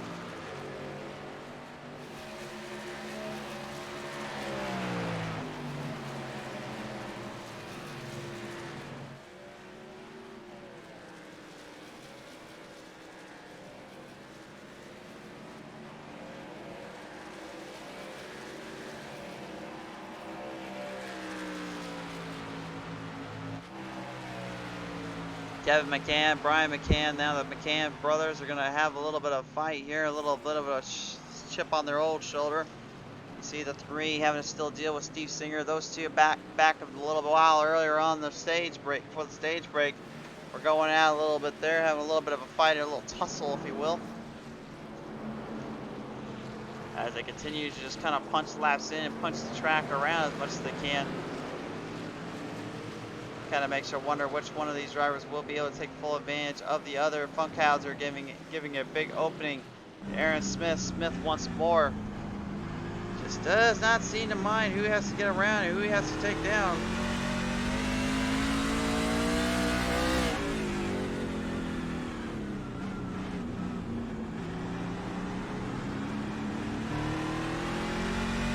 I think probably the most impressive thing here tonight has just been how well each driver has handled each turn, each corner. It seems like everyone has like a different mindset going in there, and really seems to have a better idea and grasp on where they want to hit up and where they want to spot them in.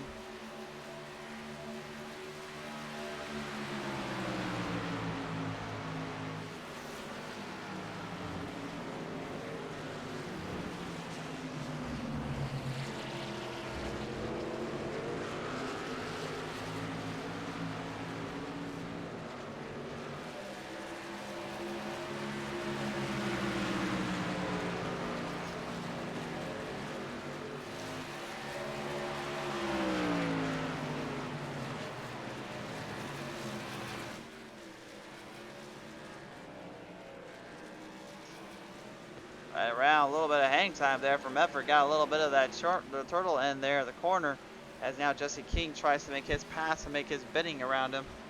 Damien McNeil saying bit of a long race. Yeah, that's kind of the gist of it, my friend. But hey, wouldn't be here without you guys. So we're gonna stick around here and catch this one in its entirety and watch the entire thing till it goes to an end.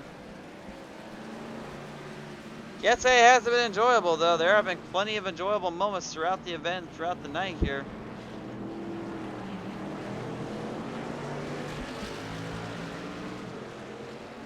Every driver just really charging ahead, charging their own line of sights and finding their own area when they can. I think that's really been the main thing that's helped some of these guys out and really helped out others really get around them at the same time. It all just depends on where you want to play your strategy and where you want to play the openings in.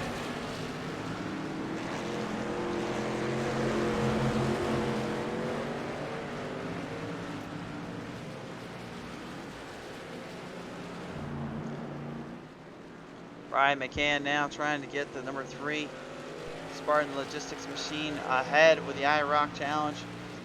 He's got Steve Singer right in his sight once more. Steve actually, despite the damage on the front end, looks about as fast as McCann has been throughout this event, throughout this race here.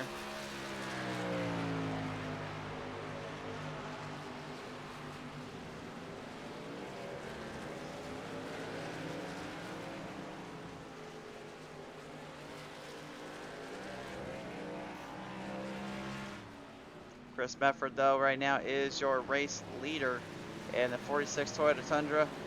No problems there whatsoever, no issues to say the least. He's pretty much just been back at it, fighting hard, and not giving it. Aaron Smith the second once again, opting to go into pit road for another little spot on this one.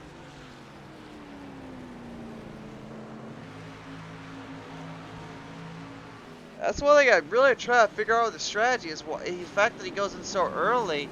We saw with Jesse King earlier, he was actually hanging with him just as well as he was early, but on, I guess really it all just depends on how you look at it. To me, it's more or less kind of the quick in and out and get going from their style that he's doing.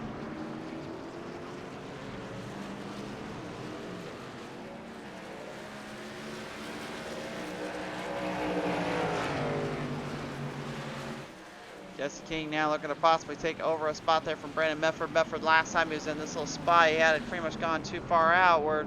This time managing to keep it in nice and tight. But the only problem is King had no trouble making a move around him and just passing him on in.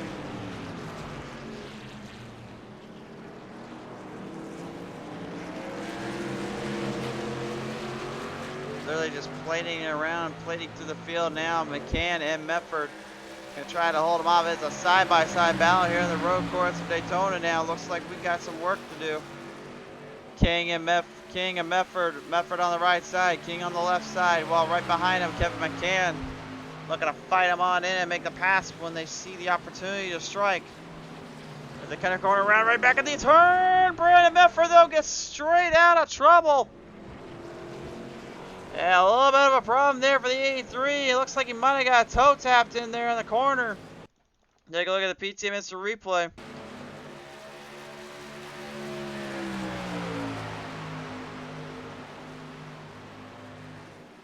See what happened here as they were leaning back into the corner. Oh, no, actually Medford just overshot the brakes there, and that was his own undoing. Thankfully he got refired, but yeah, I gotta believe that was not what he wanted to do whatsoever at all. I know that's something I would hate to be doing right about now. Wow. It's good straight. It's tricky out there, my friends. Trying to even do any of this, it is tricky, it is tough, and it's just impressive. These guys can even get around as quick as they are and as tight as they are around some of these runs. They certainly build up and bolster a lot of momentum, a lot of speed, but there's definitely a lot more at stake than I think for these drivers realize.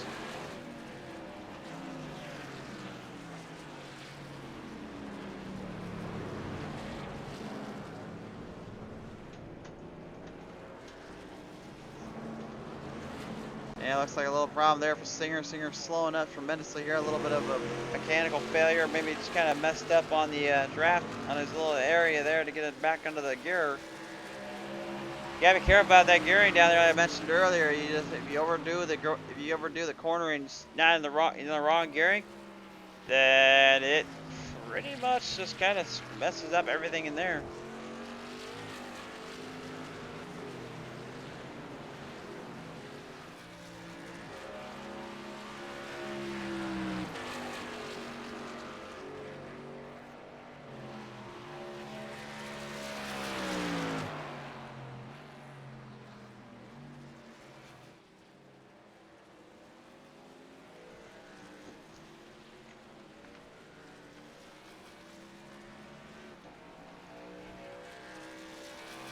Get down to the last couple laps here. I gotta believe the stage break really will be the cornerstone, the quarter mile here for these drivers. It really will give everybody a little bit of a fair shake on who can outwit, outplace, and outdo the other here.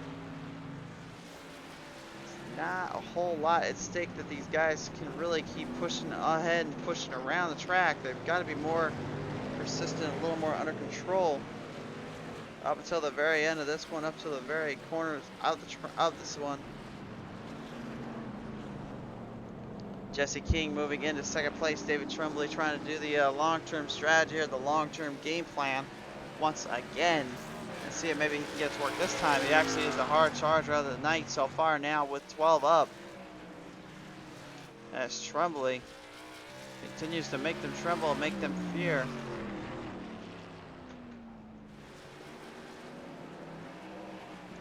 Steve Singer and Aaron Smith now right into the mix of things. It is going to be a little bit of a fight or two around the plaque, around the planet here.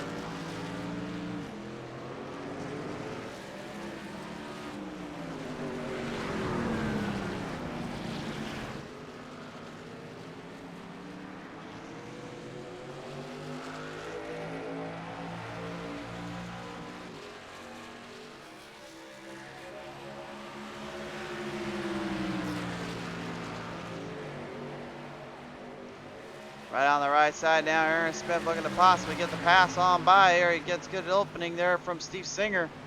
And Singer not able to defend off the virtual racing school of the 70s, Aaron Smith. Smith continuing to fight back and fight quickly up to the front, trying to hold up the line and hold the line down. And I know I'm not talking about a Toto song.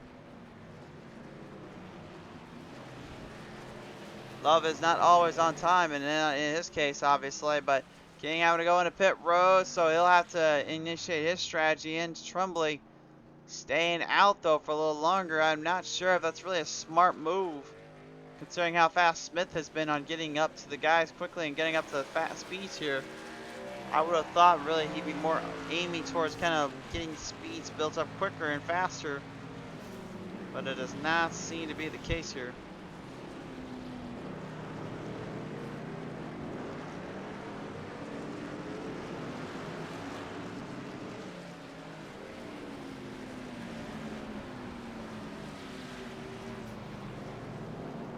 Joshua Funkhauser trying to pace himself back up here. He's only up 4 spots here, but he is getting right there with Steve Singer. Singer only about 2 seconds ahead.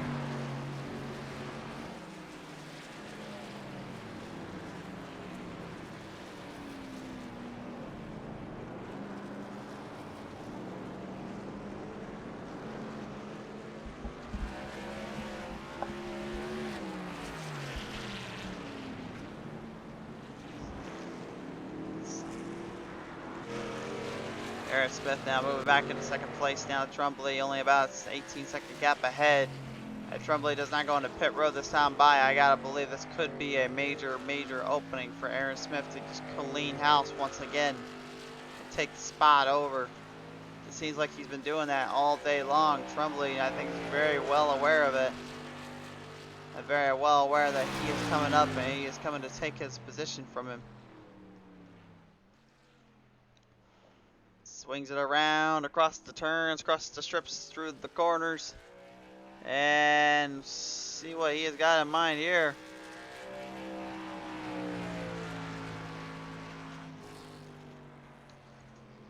Doesn't appear he's going to go into pit roads just yet. It looks like he wants to stay out just a little longer. But again, you know, Aaron Smith, he is catching him by the minute and by the time. If you want to don't believe me here, we'll take a look at our lap times here, and you can just see the gain in ground. That's only a 0.4 of a second difference there, and I know it doesn't seem like much, but again, remember, Smith is pretty much taking it very more controlled and subdued in the corners and in the turns. Trumbull, more of a kind of an off-putting style, kind of offsetting. The track is upsetting the truck here. I mean, it's not a bad idea by any means, but it certainly can be a bit of an issue on taking full control and engaging with these drivers. Mike Harper right now, the guy that's pretty much, I think, probably had the most spins around this track here, or the most troubles. But despite that, still seems to be hanging in there in the top 12. So a little bit more luck on his end kind of helps him out. It definitely seems to be the case. It's one thing to have skill, but you definitely need a lot of luck around tracks as well, just to even win and survive on. Because again, those cautions, they will come out when you least expect it. There's just no way of strategizing around it. Obviously, some have tried to get it to work, and some have tried to force it on some others. A la Dale Earnhardt, I'll give him that. We have to say about that one. I think he did that back at Charlotte Motor Speedway, not back in the 1990s, by like 1992, 93 or something like that. He ended up causing ended up spinning some driver. The officials weren't having it. They called a caution on him. And what did he do? He went a lap down, and he still won the race. That was just one of those things that he just did not give to. He did not give 2 shots and goggles about it. He just pretty much goes out there and dominated what he had to do. And right now, McCann definitely representing well of the number 3 here. Still kind of getting used to that big gold plate on that thing, though. I was kind of expecting more of some more subdued truck there, but no, he went all out with that one. Speaking of all out with that one here, a little bit of problems down there for Steve Singer. It looks like he was trying to head into pit road, and unfortunately, it looks like he did not heed the warning of watching his brakes going in. Costing him a lot more time than he realizes. That's going to cost him desperation here.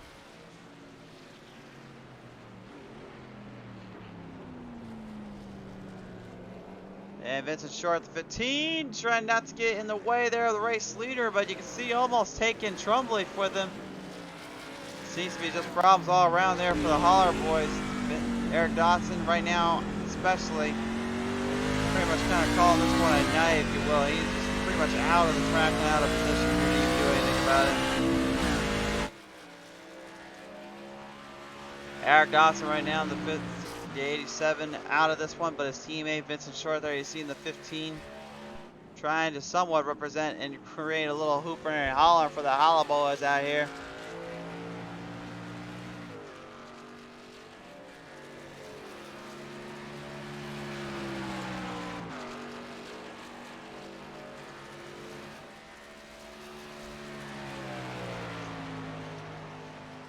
Laps to go, and right now Chris Mefford looks like it might be building up a little bit of speed there to Aaron Smith. We'll take a look at our lap time here. Let him Maya look like he might have had a little bit of gain in ground on him, and actually he does.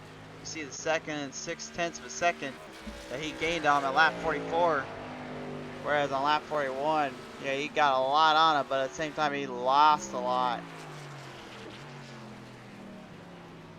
Kind of thing with Smith. Uh-oh, watch out down there, watch out down there. Even Vincent Short having a little bit of troubles there in the entry to get into pit road. 19 laps remain here, and judging by our lap counter here, see if Mefford got anything on Aaron Smith. He did indeed, about 1/10 of a second, so that time by really helped showing him a little bit more than I think he realizes how fast he's becoming on the track.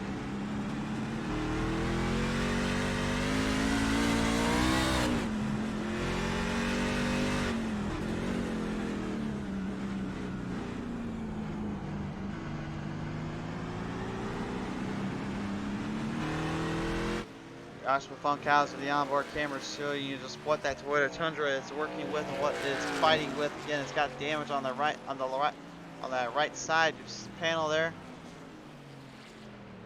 Doesn't seem to be affecting him too much. If anything, it seems to be a little more under control.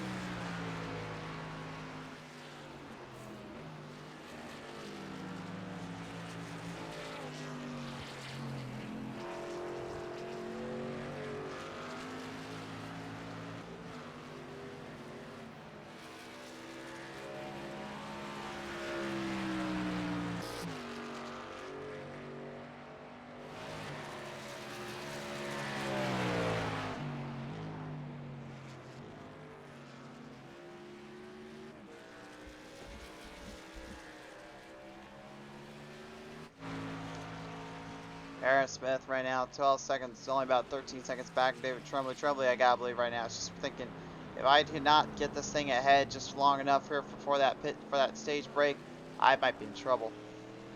I think he's only got about 15 laps, or he's only got about 5 laps remaining before we head to the stage break. I think they're going to call the caution here at about 15 to go, or 16 to go, I should say. And when they does, it'll be a 10-lap shootout, which could be a lot of things here, but for 10 laps here, I'd say probably, if anything, that's going to really dictate and really give these guys a little bit of a curveball to have to work around. Remember, this is a 2-mile long track. So they have about 20 minutes they'd have to figure out and have to work their way through in the field.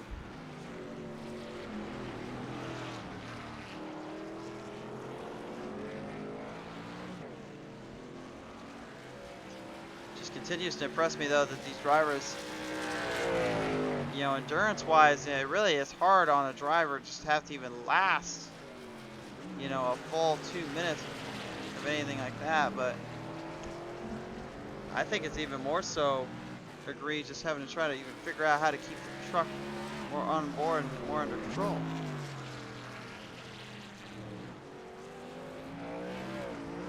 Just a lot that sets in motion, a lot that sets at stake.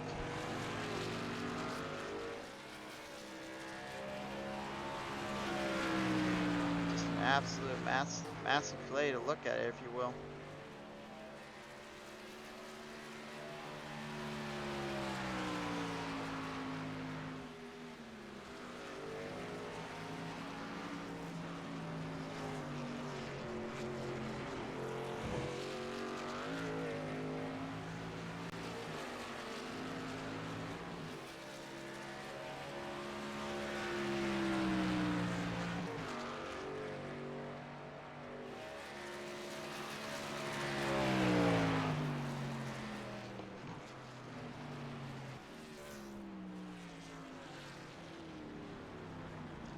So time's starting to fade out. Time's starting to give away here. Aaron Smith does take over the race lead. Now David Tremblay heading into pit road, so that will set the tone. I believe really for this last bit, this last half, if you will, this will definitely give the drivers a little bit more to work with, a little bit more of an idea of what they'll have to suffer through. But Chris Mefford and David Tremblay are your top three at the moment. Jesse King still trying to get back up there with the field, although I think he's kind of saving back a little bit, because he knows if he can start on the pole for that last part of the race, I gotta believe that points race is not really anything he's worried about. He's more worried about winning this one, so he has a little bit more to add on to it. This is actually brilliant strategy, because remember, if you start top, you finish top three in the stage, you go to the back for that one, you revert back in there. Not a bad idea by any means, and not a bad plan to really engage with. But I'm curious, will they be able to make it last as long as some of the others have? More troubles down there for Brandon Method. Swings it in the same corners and problem zone we've seen Mike Harper struggle with earlier. Even Chris Wally having a little bit of a situation pop up there when he was around the track. Managing to keep it somewhat engaged and clear of the issue though. Tim Schofield, the number 12 now, starting to build up the pace, start to build the speeds back up around. He's got about 5.5 seconds. He's got to catch up there with Steve Singer. Singer has not given him any breaks or any chances here at all. You can just see the distance between each other.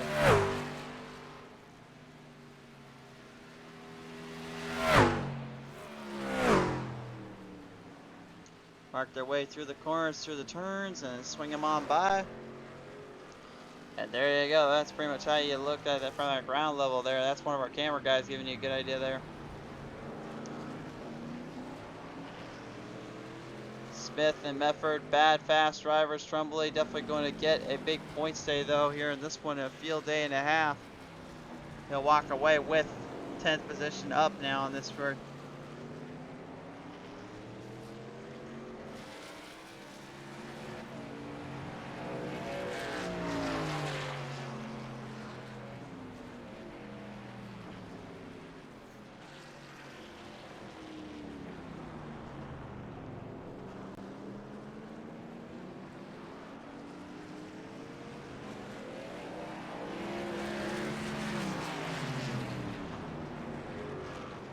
Right around the corner there, a little sideways action there for David Tremblay. Tremblay actually going to try to put up a little fight here. He actually has a little bit of a run coming up there on old Chris Mefford. Mefford though managing to block him off, give him a little bit of a charge there. Excitement starting to pick up a little bit here. We'll see if maybe Tremblay can make his way past old Mefford there. Never going to try to hold him down, trying to hold him off from that maneuverability again. Seemed like that was a great opening and a great opportunity to strike, but Mefford just was not able to fully capitalize and complete the mission. It's one thing to get a good run, it's another thing to make that run count and make it pass as far as you need it to. Can Tremblay get the opening and get the move here? Stage break comes up, and stage break hit him right there, and then there it is, the final stage. It's now going to be initiated. Now one last move that Mefford did to block him off, managing to help him out big time for some points series. Aaron Smith, I gotta believe, has got the strategy just dialed in now. He just needs to go in pit road one more time, and it's all but over. He'll be set for the final stage. But then again, remember, he has to revert back to the very back of the field. And again, for a driver his caliber, maybe not be so much of a deal as a breaker to him, but for Tremblay and Mefford, maybe a little bit of a harder situation to kind of work around and have to figure out. A little bit of a tough pill to swallow. And then, of course, your guys in fourth on back will definitely be the favorites here. Jesse King and Kevin McCann. Just two of those big names that already, I can tell you off the top of my head, are going to be one of, if not the toughest, to march around and fight them in with. Race fans, we're not done here yet. We have got just 10 laps to go and remain when we get back to the green. Will anybody be able to hold off King, McCann, or Smith?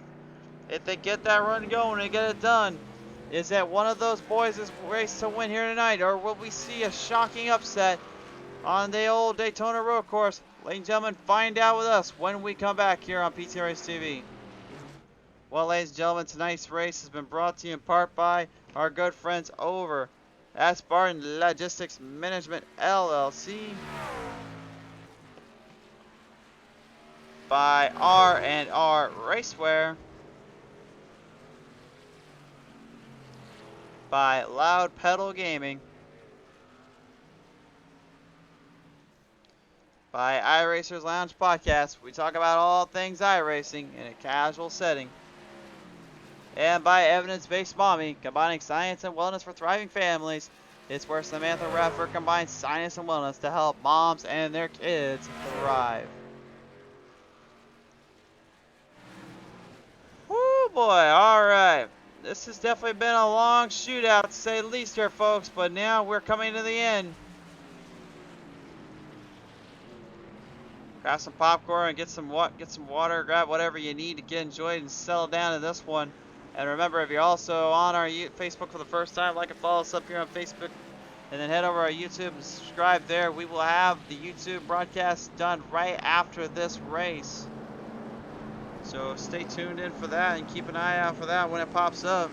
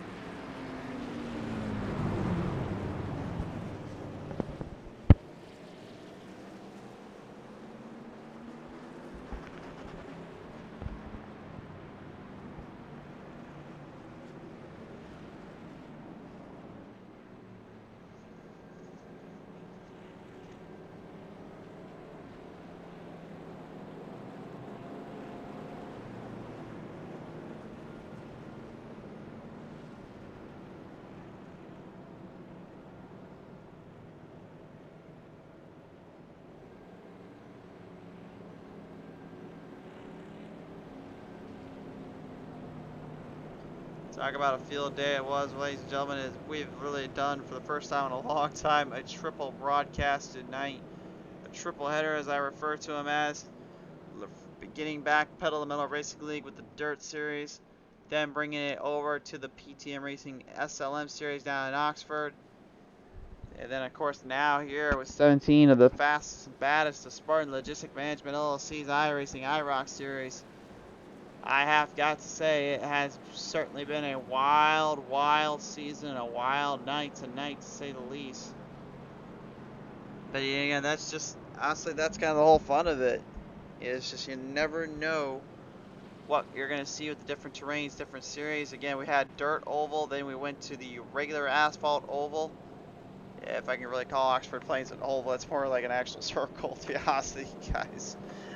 Then we had, of course, the Daytona road course here tonight that we're showing you now with the Spartan Logistic Management guys. And honestly, like I said, it's been pretty much tame as can be and fight them on in as hard as they'd like to. Nobody has given anything, but at the same time, they have not broken anything down completely.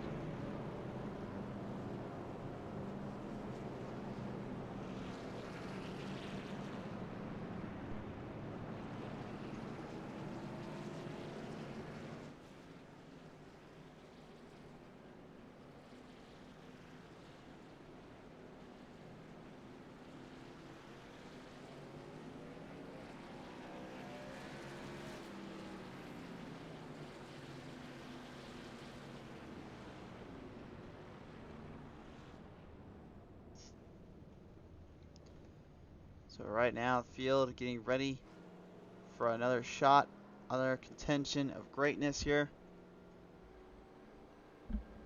As everybody heads into pit road, Steve Singer will decide not to go in. I think he's going to try and really play the long-term strategy game here. I don't know how well that will work out for him.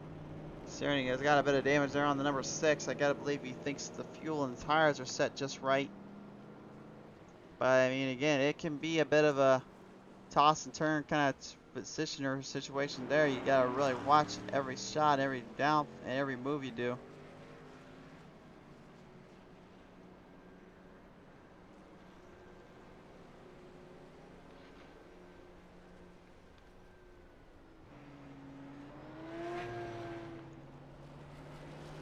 Hear that Porsche 911 just literally just zoom right past. That was the noise you heard there.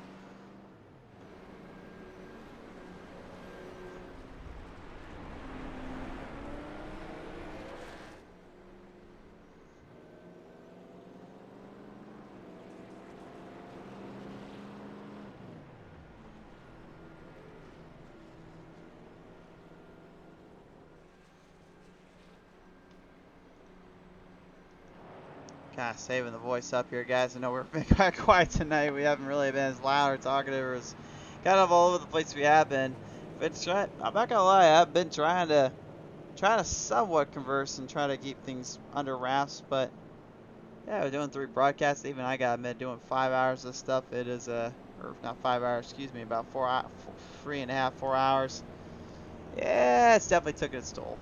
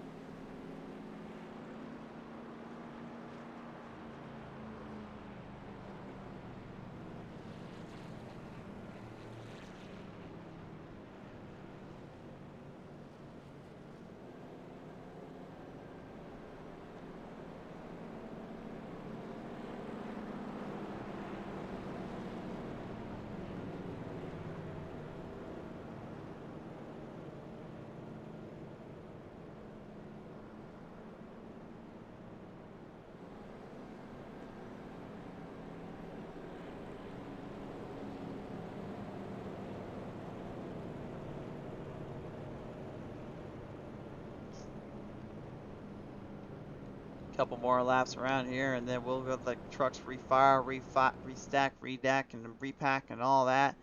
Put this one back on the road, Jack. Singer trying to keep up there with the Porsche 911 there. And there is the lights popping up on the screen there. So now that only means one thing. Come by next time by, green flag flies. We'll have 11 to go. And Tim Schofield still having a little bit of troubles down there in the number 12. Remember also, if you are tuning in for the first time, we are going to be talking with our top 3 at the very end of this race. Yes, they have been waiting for us, and they've been wanting to come see us for a while, so be ready. They will be here in just a little bit, so just kind of be aware that we'll be talking with them here in just a bit.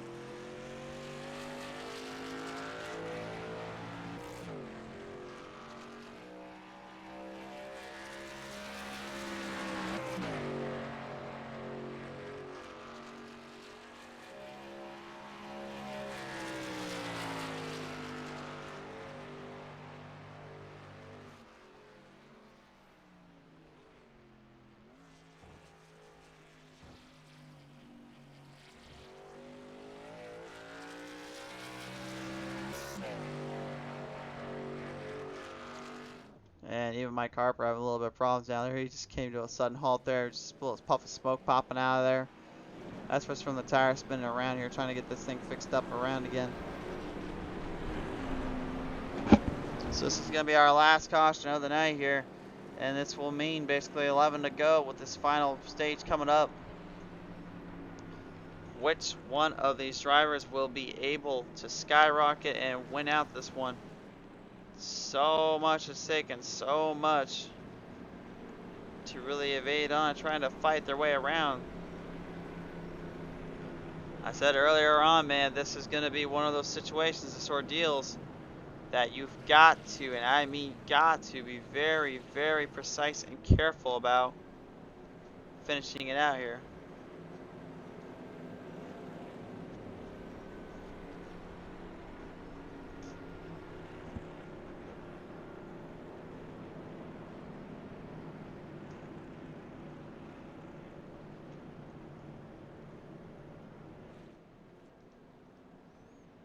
So Steve Singer will be your starting position man.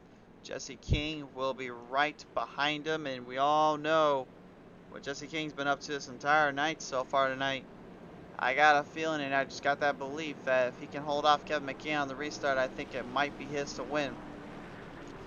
We know King's fast, and he's got a good run around there, but again, he still has looming in the background there in the nice spot, that old number 70 of Aaron Smith.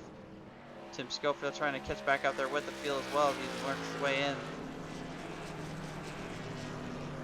I think he's kind of coming up there with old Singer, just kind of reminding him, hey, bud, I'm here still, right? I'm just kind of sneak my way around with you, buddy.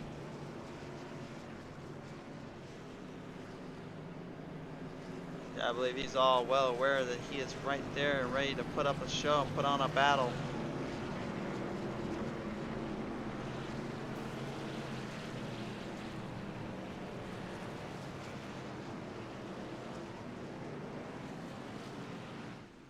Straighten them out across the pack stack, re-racked and all that. Go back on the attack down the front straightaway. And at last, it is time to bring things back to the gravity, back to the run as we go green flag racing. Singer gets the early advantage, and Kevin McCann actually sneak his way inside zone. Drivers all over the place having to try to get out of this. This is where things get a little complicated. Really trouble out. Oh! Big trouble right there. Unfortunately, Chris Medford getting out of the mishap, but Brandon Medford causing the whole circumstance and mess to start up in the first place. Kevin McCann and all of them trying to fight it out for the race lead. Chrissy King takes the race spot over. This is where things get really intense here. This is what I was talking about earlier. Steve Singer losing the lead and Kevin McCann trying to get him fight out in. Funkhauser even intervening to the position. Lights out, lights on, doesn't matter. We're going to run this one down to the ground, and these guys are giving it everything they've got, and maybe a little bit more than some. Kevin McCann now leaning him down across second place here. Steve Singer lowering back, lowering behind, trying to hang in there. The last hopes, the remnants to try to hold this one in, not let King run away from it, but Funkhauser has other plans and priorities. He's going to try to sneak his way around the number 6. He backs off, trying to make the corner in.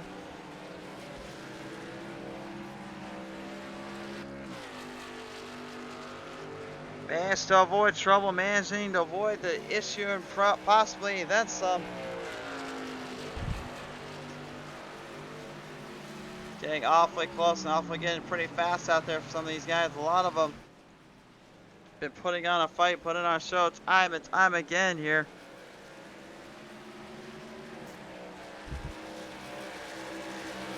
Kevin McCann now about 3/10 of a second behind King. You get to see the distance between one another, and 3/10 on a road course is like nothing. That's literally, you might as well just say you caught the race leader. Maybe on an oval it seems like a little bit more than that, but no, on a road course, that's a lot. Because if you basically remember, you're going in there and turning your brakes around, and braking is extremely crucial for these drivers.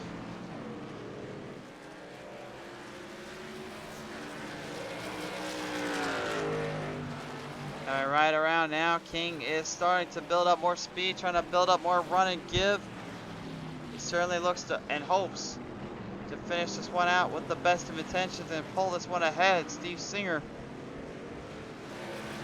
right in the mix of things, right on the back of the end stretch here, looking for the goal of getting this one finished up.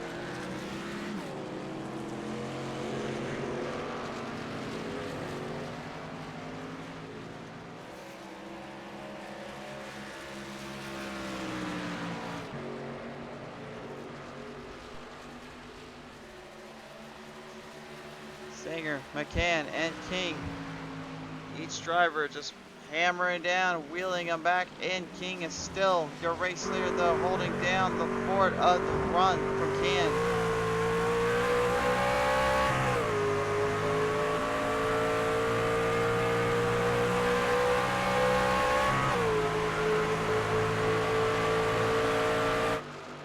Does Jesse King finally have enough to finally put up a victory lane position and put up a run here in the Truck Series?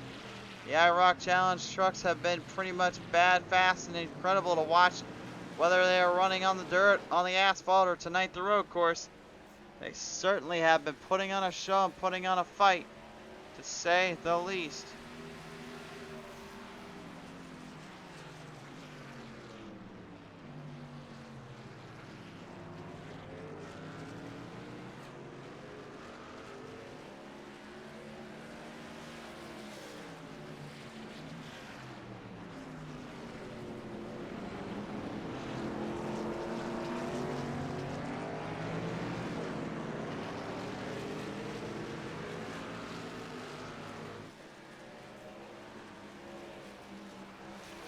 Last minute chances, last minute opportunities being awoken and being strained in. McCann trying to keep up there with King. King is not giving him any inches, though. He's not going to give him any chances, that's for sure. That's why you see McCann just really powerhousing that throttle in and powerhousing around the track.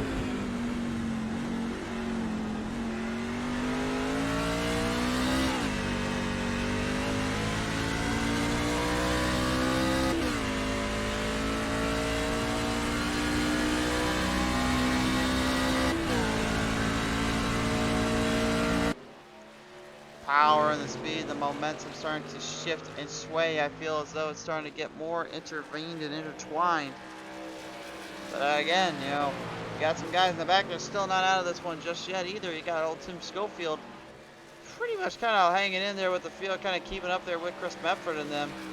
Well, it's pretty much Medford, Funkhauser, and Singer that are all in the proverbial top 3 stages of either one of them being able to take this one home. Medford now gonna have a little bit of company. Here comes Schofield on the inside. Oh, he's going straight to the bottom. He ends up running it straight down on the apron. Oh my! And Medford nearly getting taken to the upper room and the upper groove there. Schofield, I don't think he realized what he just did there. Here comes Medford. He's gonna send it right back at him. Take a line there in the corner. And what a jump there by Medford, but sends him straight loose out of the corner. Oh, you got some serious hang time and a half. Here comes family member Brandon Medford passing him on by. Holy cow, Chris Medford. Not only did he send it through, he just got sent around and kind of out of place and out of mind. A tough break there for him. Tim Schofield, I know, running well hard for points, trying to get one big field day in for that, but holy cow. I don't think I've seen that in a while. That got a little hectic and crazy, to say the least there. The 81 of Funkhauser now going to try to deal battle here with the number 6, Steve Singer. This will be a last podium position here for the drivers. Which of these two will be able to come talk with us here down on the track and in the end here? Hard to say which one. It's just really give and take and go which you can.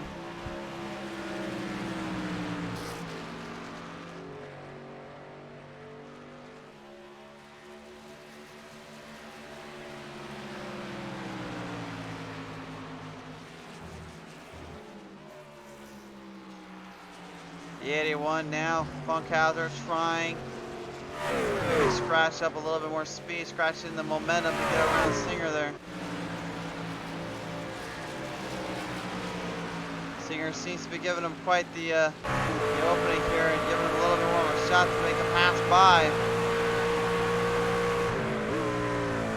Just about 7 laps to remain here. It's near the end, getting closer and closer to the very end of this all. Cassie King and Kevin McCann now going to go back out here. 7 laps remain. Looks like McCann might have one more go at here with King.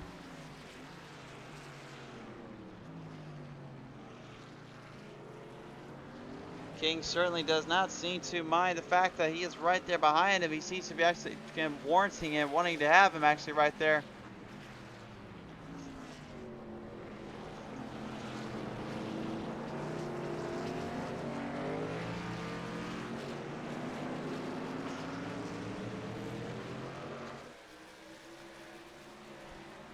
Track position going to be a very big key factor here for this last bit. Braking very crucial, and you can see the brake rotor is just being put to phenomenal use out there. Mike Harper still in more trouble. He actually came to a sudden halt and a stop, but he manages to refire. Chris Mefford right in front of him, though. I think that truck kind of best describes just how hard he has been racing all day long and how tight and battled in that thing is at the moment. It's literally felt and took it on some serious moments of damage here tonight. Just absolutely amazed that it's even still running, much less still working as well as it is. And he's currently running in 7th place. About a full lap ahead there of Neil Quick. Really kind of faltering in problematic zone and territory all day long. You could never get around it.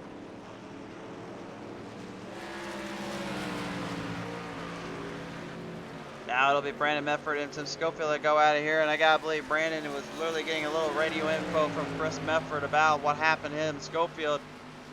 Don't know if there's this thing of art of revenge in the NASCAR series, but I do know one thing. Brandon's not going to try to play the art of revenge in this case. He's gonna get past Schofield the old-fashioned way, clean and slick and speedy as fast. And actually, right now he is building a lot more speed up than I think anybody realizes. He's actually getting about seconds on some of the boys here. Funkhauser being one of them. Down to the final 6 here left in this race. Time is running out, and McCann needs to start building up a little more speed, try to get up there with King. Otherwise, it will be too little too late. I think you might be saving it for that last 2 laps. They say it's probably when you're going to see McCann just put it into kill it mode and hope for the absolute best. Look at the time. Holy cow, look at the time there for Mefford. Almost a full 10 seconds. And that right there just shows you how fast Brandon Mefford is right now. That pit strategy has got to be really playing into key use and clay factor here. That seems to be what he's aiming for, is what he's going to go for to get back up to the field. Go back on the onboard camera here with only 6 remaining. Kevin McCann trying to catch Jesse King. King right now trying to stay ahead just long enough, trying to hold him off and try to keep him away from it.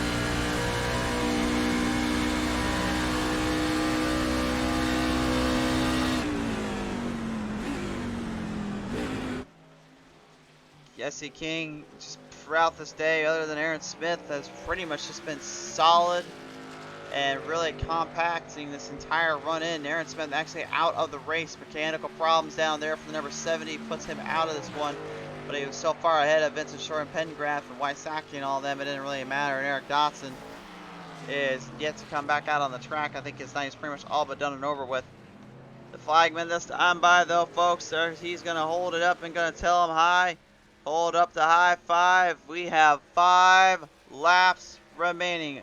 This 65 lap race has been absolutely chaotic. It has been a rush of energy. Some more for others than it seems. But there is one thing we can say. It has been a battle-packed, battle-pass night of action and a hard charge of racing, to say the least here.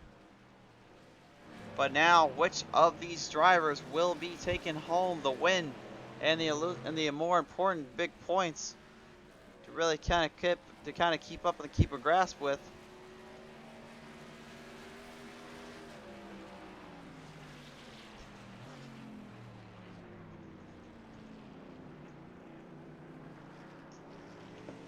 Brandon Mefford seems to think he's got one last little push up ahead to get up there to Joshua Funkhauser, but Joshua Funkhauser about a whole 12 seconds ahead at this point. I think right about now, unless he makes a little mistake, I don't see it really giving any chances up to Brandon Mefford. Even with the damage on the 81, I just don't see it happening. Mefford's been awfully conservative, awfully clean here, having his way pretty much.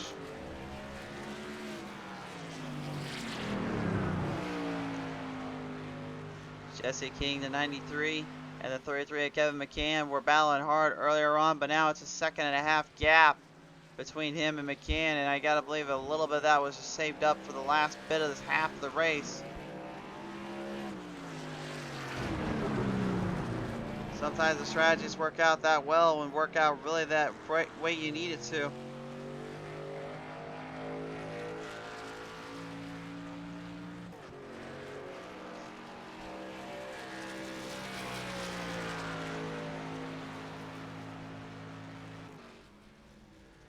See some of our drivers that have entered into pit road earlier on. They've decided just to keep the trucks in there. They've had enough for the night. Some of them, unfortunately, maybe because of mechanical failure. Some of them due to just issues on the track. And the track just tearing them up out there.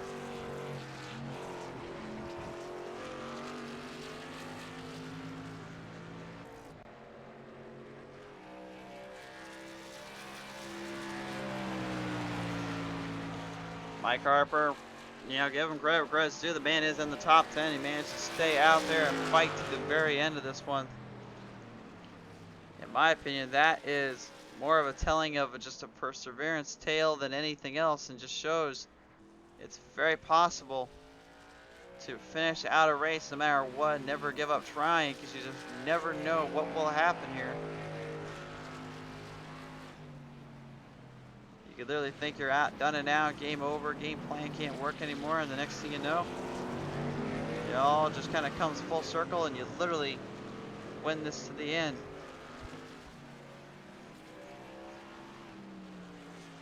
We are down 4 to go, and right now King has got about a second and 6/10 ahead here of Kevin McCann. McCann needs to start building some speed up here if he's going to catch him.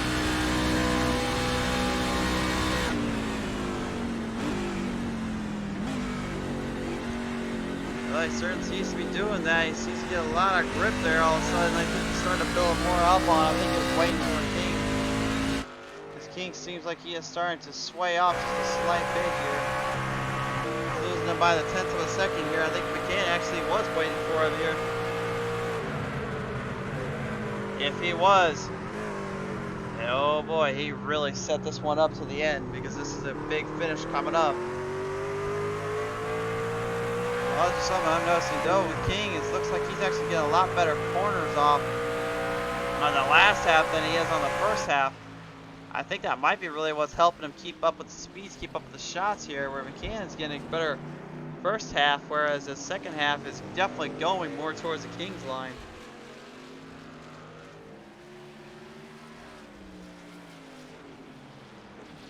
McCann's not going to give up though. Not with 3 laps to go, I wouldn't either. You want to just probably pull this thing up ahead and try to finish it out. David Tremblay earlier on, who was in the proverbial stages of finishing this one on a higher note. Not so much in this case.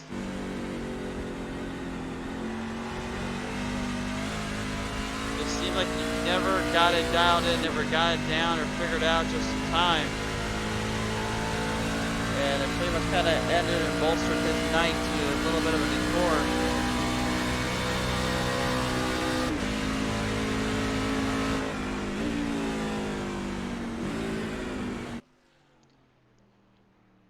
Run on right back through, and a little bit of sideways action there for Trumbull. He gets a little bit off the corner end.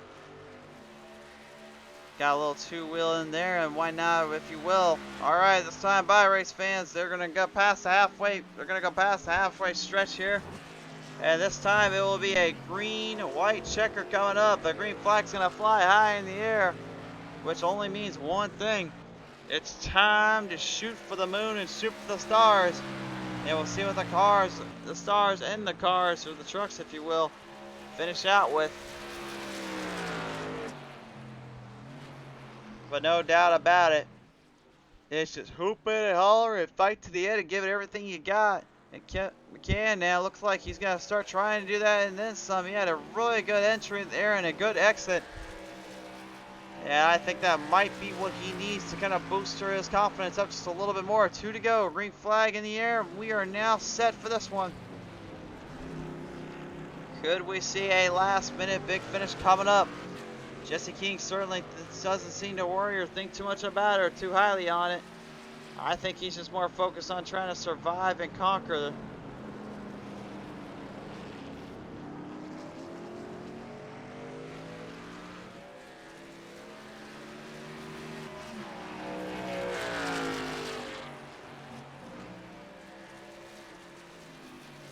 King is literally pulling ahead of the field and pulling ahead of McCann just a little bit more by the dozen.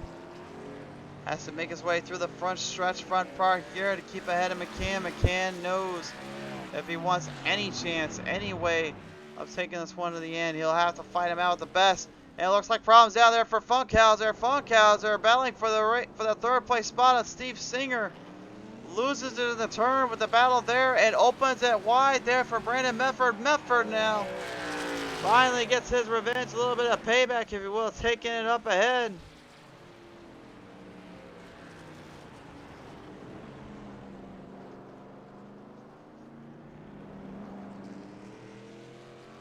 Well, now it is Brandon Medford who has literally snuck his way into that final top 4 spot. Steve Singer, much of the same and just kind of in the same vein. Ladies and gentlemen, here we go. It's time for the final laps of this one. We bring out and present to you by Spartan Logistic Management LLC the white flag. When they bring the 93 and the 33 across here, which one will it be though? It's going to get a close gap here. Oh, McCann has literally shrunk the gap in between. King knows he's right behind him. He's going to have to try to hold him off. Here we go.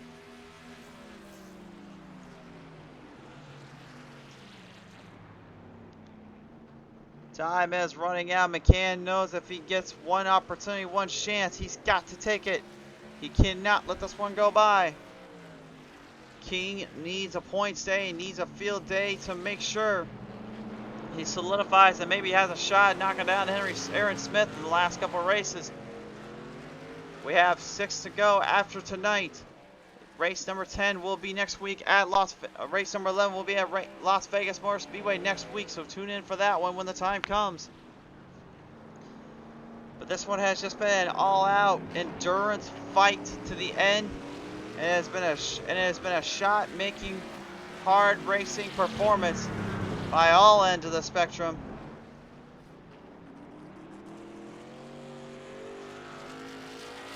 Jesse King is going to give everything he can. Kevin McCann trying to build up one more run on him, trying to build up one more big speed boost. I don't know if he's going to have enough for enough time though to do it.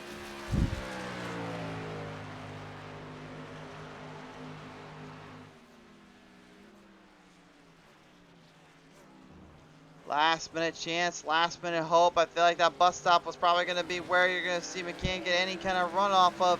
It does. He gets about 100th of a second kind of closing in now to a 10th. King's in trouble. If McCann can get him on the inside, he's going to get him here. He's going to try to make the move. King's going to try to drive it up hard and try to hold on for dear life here, hopefully. They'll bring him out of the final corner stretch here. This is where it all matters. McCann's trying to build it in, but it's not enough time. Jesse King will win it here at Daytona Road Course. He finally knocks one off the list and on the books. He's got a victory, and he does it on the Road Course Challenge. What a finishing race for him tonight.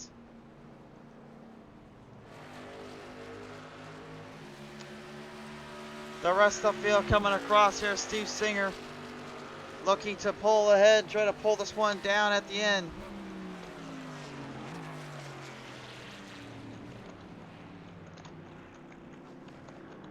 Have a little bit of company there. Here comes Brandon Medford looking for one last pass. Not enough time. Steve Singer will walk away third.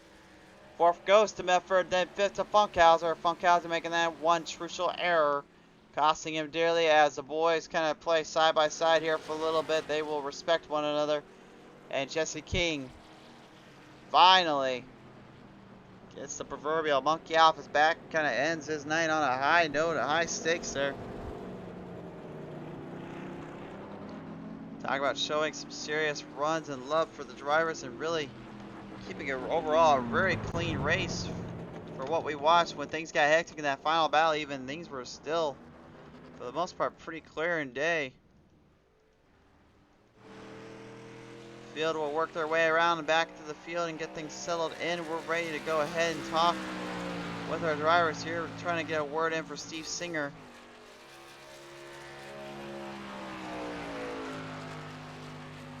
We do know he'll be joining us as Kevin McCann now seems to have joined us here, so we'll go ahead and talk with him first. He's already parked down there in the pits. So we'll talk with McCann first before we start wrapping this one up tonight. First off here in second place here tonight, ladies and gentlemen, Kevin McCann joining me on in here. And Kevin, You know, that last bit of run, I thought honestly it might be enough to get around King there, but you go around to the final corners, those turns. What was the big thing you were trying to aim for there, man? Well, honestly, I didn't realize until the last 2 or 3 laps that I was using the wrong gear in one of the turns, or at least two of the turns. So once I figured that out, I started to make up some ground there on Jesse. Maybe another lap or two, I could have got him, but it was just too late.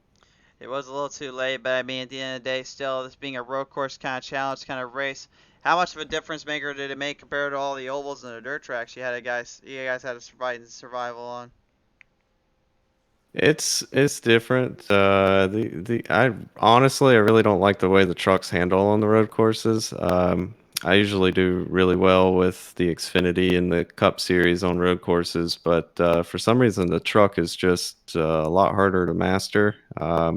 I don't know if it's the weight distribution or what, but really easy to lock up the rear tires under braking, and just overall lack of rear grip. So it's definitely a challenge. I would say running the dirt stuff definitely helps you, just as far as getting throttle control skills down. But it was fun. Certainly there for sure there, Kevin, but nevertheless, you're still walking away with the podium finish, coming away second place here tonight. Anybody want to thank you for that? Yeah, I thank Chris and Kyle for putting on the league, Jesse and Aaron and everybody for putting on a good race and racing everybody clean. And thank you guys for doing the broadcast. Absolutely, man. Appreciate you coming on board and having a little talk with us here. Kevin, congratulations on a second place finish here tonight. Yep, thank you. Kevin McCann, ladies and gentlemen, coming away second place here tonight. We'll now talk with our third place driver here tonight. That being this man right now joining me here in the number 6, Steve Singer. And Steve, talk about a major opening you got there off that little corner there when Funkhauser had a little problem there fighting you out and ended up costing himself there. But nevertheless, you managed to hold tight and hold through and walking away with the position up on these guys here. I got to believe really helped boost the confidence up for you and your team. Yeah, absolutely. I mean, I love road course racing, especially in a stock car type vehicle, whether it's a car or truck. This place just does not suit my driving style. I'm more of a Watkins Glen, Road America type guy. But we pulled some strategy at the end of that second stage, and I pit right before the caution came out. I got tires, I got fuel, and I knew it was going to be tight with about 8 to go. It didn't look like I was going to make it, so I started backing way off. Funkhauser started to catch me, and I had to fight him a little bit, burn more fuel, then he lost it. And if it weren't for him losing it, there's just no way I would have been able to save enough. So For sure there, but I mean at the end of the day, still a lot of heavy hits and a lot of heavy runs here tonight, Singer. I gotta believe this being one of the tougher tracks you said you've raced on here with the road course styles. What would you take away from this one, knowing that you've kind of got this one out of the way and off the back here for you? well, as the run went on, it's a long race. I mean, 65 laps here, it's no joke. But we did some practice yesterday. We had practice before the race tonight, and even in the race, you start to learn. You're like, okay, let's back things up. If you just slow the lap down, it tends to get quicker. It's weird how it works, but it does. Certainly there. Well, nevertheless, Steve, I gotta ask you, man. It's been a long 65 laps and an endurance to say the least, but it has come to an end finally, I think, for you, and for a pretty good podium finish, obviously finishing third. So I gotta ask you, man, who do you want to thank you for that? Well, first and foremost, you guys up in the broadcast booth, the IROC series, for putting on the series itself. It's been a blast. Castle Products, my employer, my sponsor, they're riding with us on the car, and of course, Holler Boys Racing. Absolutely. Well, nevertheless, Steve, appreciate you tuning on board here tonight, my friend. Congratulations for a third place finish here tonight. Hey, we're gonna catch you next time with the green flag flying on PTM TV. Thanks, guys. Absolutely, ladies and gentlemen, Steve Singer coming away sixth here tonight as we now bring in your winner here tonight, and without any doubts, one of the toughest guys to beat on this track. He starts on the pole, he finishes on the pole. Your race winner tonight, Jesse King in the number 93, and King, you had pretty much all the battles of the pit strategy and the fuel strategy being put to use against Aaron Smith. Then Smith on the final stage has to go out, unfortunately, due to mechanical failure and issue on his end. But now you really worked your way through and get this one dialed in completely. What really was the big thing that made you so successful here at this road course? Just my road course experience. I'm definitely no stranger to these things, and I mean that's where I do most of my racing. Believe it or not, strategy changed a lot for me. I made some mistakes, especially under caution, that I usually don't make, so I had to overcome those. You did indeed, and really have overcoming and really pressurizing all that you had to fight with and time again, and making sure that the truck would hold up well and hold up stable there. Did any time though, did you feel like someone else might have come up there and try to push a little bit on you, or maybe the lap traffic might have been a kind of a factor for the end of this one? I wasn't really sure about lap traffic just because it was going to be basically a 10 lap shootout. I know Kevin behind me was pretty fast. I think he had some damage as well as I did. And I'm sure he was pushing probably just as hard, if not harder, than I was. I don't know, man. It's just a crazy feeling to get two of these when I couldn't even imagine getting one originally. Well, you have gotten two of them, and you got one here tonight. So, my friend, I've got to ask you, who do you want to thank you for this one, and who got you to the big dance tonight? Definitely got to thank my boy Nick up in the booth. Caught a good race. You guys in the broadcast team, man, y'all do an awesome job. We appreciate it. IROC series, everybody involved over there, man, we appreciate what y'all put on here and let us do our thing. Absolutely, man. Glad we can be of assistance, and hopefully this one's not too bad on our end. I admit, I kind of got quiet a few times on some of these, just trying to catch my breath, because y'all kept giving some action when we saw it. So, King, though, appreciate you coming on board here tonight, man. What a race it was, and appreciate your time here tonight, sir. Hell yeah, guys, y'all take it easy. You too as well. Ladies and gentlemen, your race winner here tonight, Daytona Road Course, Jesse King, the 93 wins it. And race fans, here is your final results now popping up on your screen. The final 17 showing up here. You'll see everyone laying down on the top 10. King, McCann, Singer, Medford, Funkhauser, Schofield, Harper, Trumbley, Medford, and Quick. Your top 10 here tonight. And what a night it was, to say the least here. Whew, that was one of our longer ones, folks, but it's not the longest we've ever done. We've had ourselves a 3-hour marathon before the Daytona 500, so we've done that one before and called it as we've seen it. But nevertheless, it was an honor to call this race and call this one with you guys here. Thanks again to our good friends over at Spartan Logistics Management, LLC, R&R Racewear, Loud Pedal Gaming, iRacers Lounge Podcast, and of course, Evidence Based Mommy, for everything you guys have done and for the show as well. Appreciate every single one of you that still tune in to these things and watch it from the time beginning to end. Can't thank you guys enough for all this. I love you all from the bottom of my heart. Till the green flag is flying here on P10 Race TV next time. Please be safe. Take care. God bless. I love you all. I will see you very, very soon. Just in the morning. Just give me a few hours of sleep and I'll get you up in our broadcast. And see you guys in a little while.